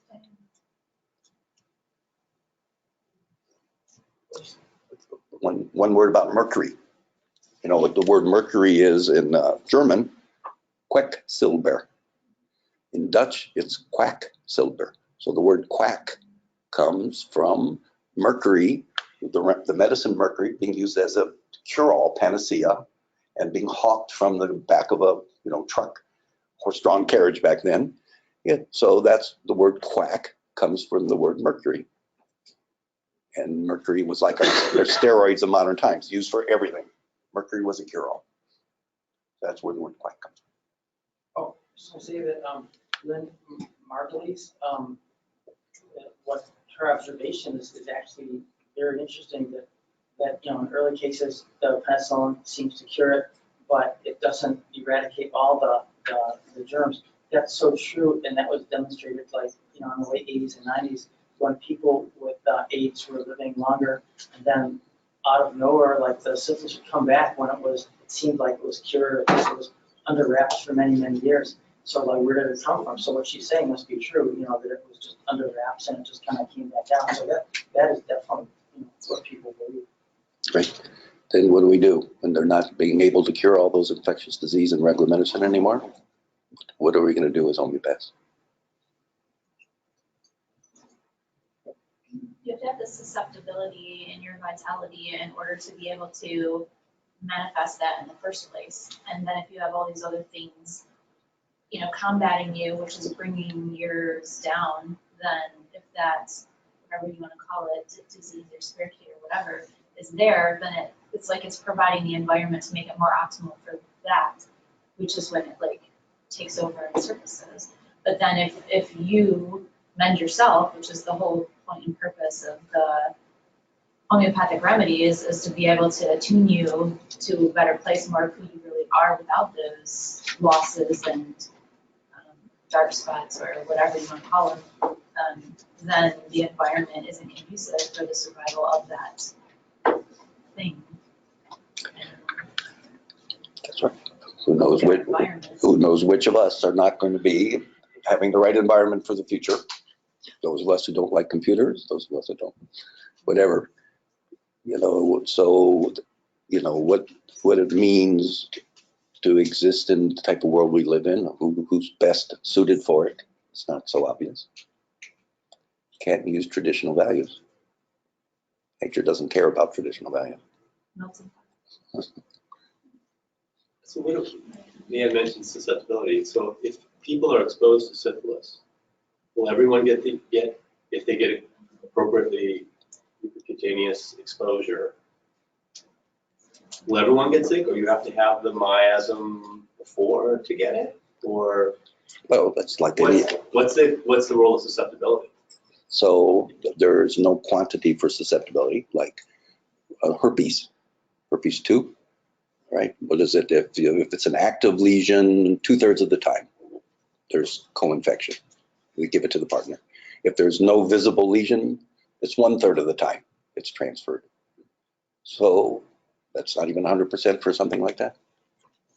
So you have to have that susceptibility. And how do we measure that? We don't have a way of measuring susceptibility. To say it's the immune system is just a materialist oversimplification. Kind of what you're saying is that everyone now is a SORA manifestations, syphilitic, psychotic. Because of allopathic treatment, because of our lifestyle. Everyone is susceptible. That's right. Or even one organism, you know. That's right. So then you have to limit yourself to your exposure, so that way you don't make yourself susceptible to. But you look at people with multiple chemical sensitivities or really sensitive to the environment, that's just another way of saying it, that our vital force, our susceptibility is increased all over the place. Where even foods, traditional foods we can't eat anymore, right? I was reading on the package of this new organic chip. So 3rd generation family from Mexico, and all of a sudden the daughter can't eat the traditional foods. So they had to make chips out of non-grain, cassava and avocado. What happened? So by the 3rd generation of modern medical treatment in this country, the traditional vitality is totally changed, not for the better, right? That's the negative or the homeopathic point of view. That's what's happened. Why everyone's so sensitive. I mean, there's other reasons, but in general, the vital force of the world, of the country, is much lowered. We're almost susceptible. Tim, the answer to your question is found in the data of the Tuskegee unethical trial that was done in the early 30s, where they were found to have syphilis, and they were unethically not treated, and we prospectively found them. You know, they wanted to know what happened. We just don't treat these people. And there were some people that got the primary chancre, but their susceptibility was so low, nothing happened for the rest of their life. They didn't get secondary, or they didn't get brain syphilis or anything like that. And you can actually look and find the data are there. It'll tell you what percentage went on and didn't have anything. You know, I don't know if it's probably a small percentage, but there are some people. What did you hear? Well, maybe it's like African American folklore, but there's the idea that they were given syphilis on purpose to see what happened. Much like They were purposely inoculated with it. right, and then a lot of them did have adverse effects later and didn't realize that they had. But in any case, the point was there were a few people that happened to. So and that's probably the only time we'll ever see data like that, because that would be an actual movie to do that. But not, I mean, I would have thought, well, everybody's gonna go from primary to secondary, and then some of those people will go into like neurosyphilis. But we should actually look at and see actually what percentage it was. Because that would give you an idea of, well, okay, so if 100 people got syphilis in normal ways, what percent, what's your chance of, not going into neurosyphilis or whatever, that'd be easier. Interesting. And if they did expose them, then it'd be interesting, you'd have data too on how many people that are exposed got any manifestation. Maybe there's some people that got exposed and got no manifestation. Some got primary, some got secondary, some got tertiary. Yeah. Send this computer out, you could do it right now, and just, work with the percentage.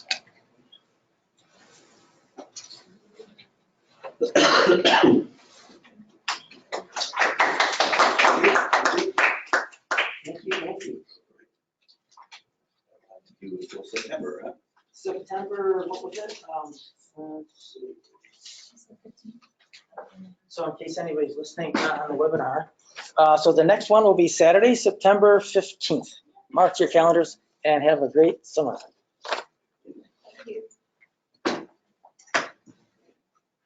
Also, we're done for the summer. Oh, Elizabeth had a question.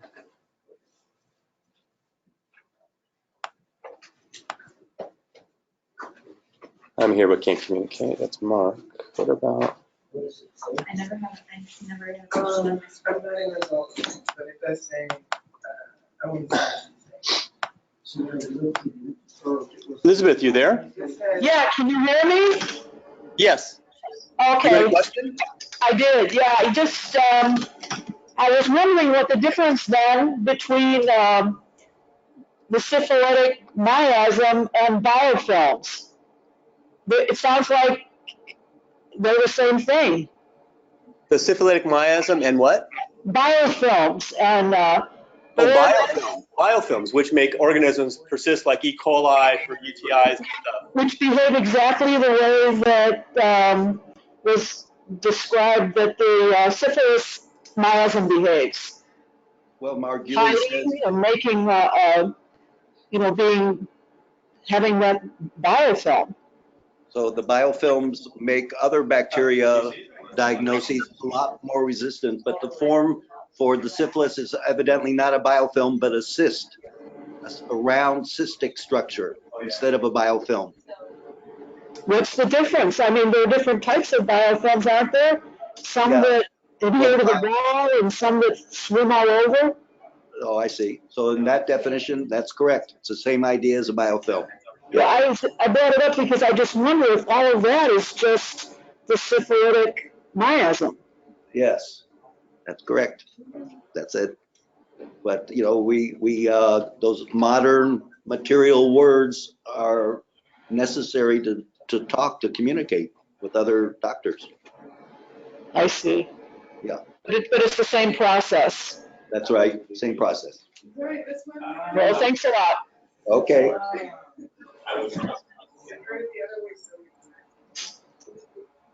Bye, have a nice day. Okay, bye-bye. Same for you.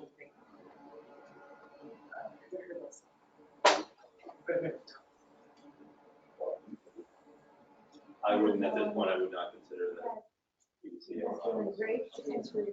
Look at their measles studies that show, especially in black males, higher rate of autism given MMR at earlier age, later age. There's a whistleblower, William Thompson, who admits that they had a positive result, that there was an association, and they redid the study multiple times throughout certain cohorts. So they got a negative result, There, it's quick, and that's what they published. like they're. Yeah, it's like you really don't want to put all that time and money and effort into making being able to publish a report that shows something different than what you're observed for. The CDC is part of the immunization industry, the vaccine industry. The CDC gets $3 billion of vaccines every year and distributes them. So if they publish a study that's negative for the vaccine industry, it's hurting themselves. So they won't remember where it got it. It's like having a fox watch the hen house. The hens are going to start disappearing in the boxes. I don't know what's wrong. Okay, so He's got feathers coming out of his mouth. You're right. My time. In between them. Oh, because it's still on. Let's turn it on. Did you answer a question? Yes, Yes, and she said thank you and goodbye. She was wondering the biofilm versus. Oh, syphilis. I can exit and webinar. If you find it, let us know. Hey, anybody, you have any questions? Okay. Oh, I thought I was part of the morning. Like, yeah. Someone's having a party. All right, I'm gonna end the webinar now. Oh, unless like they were.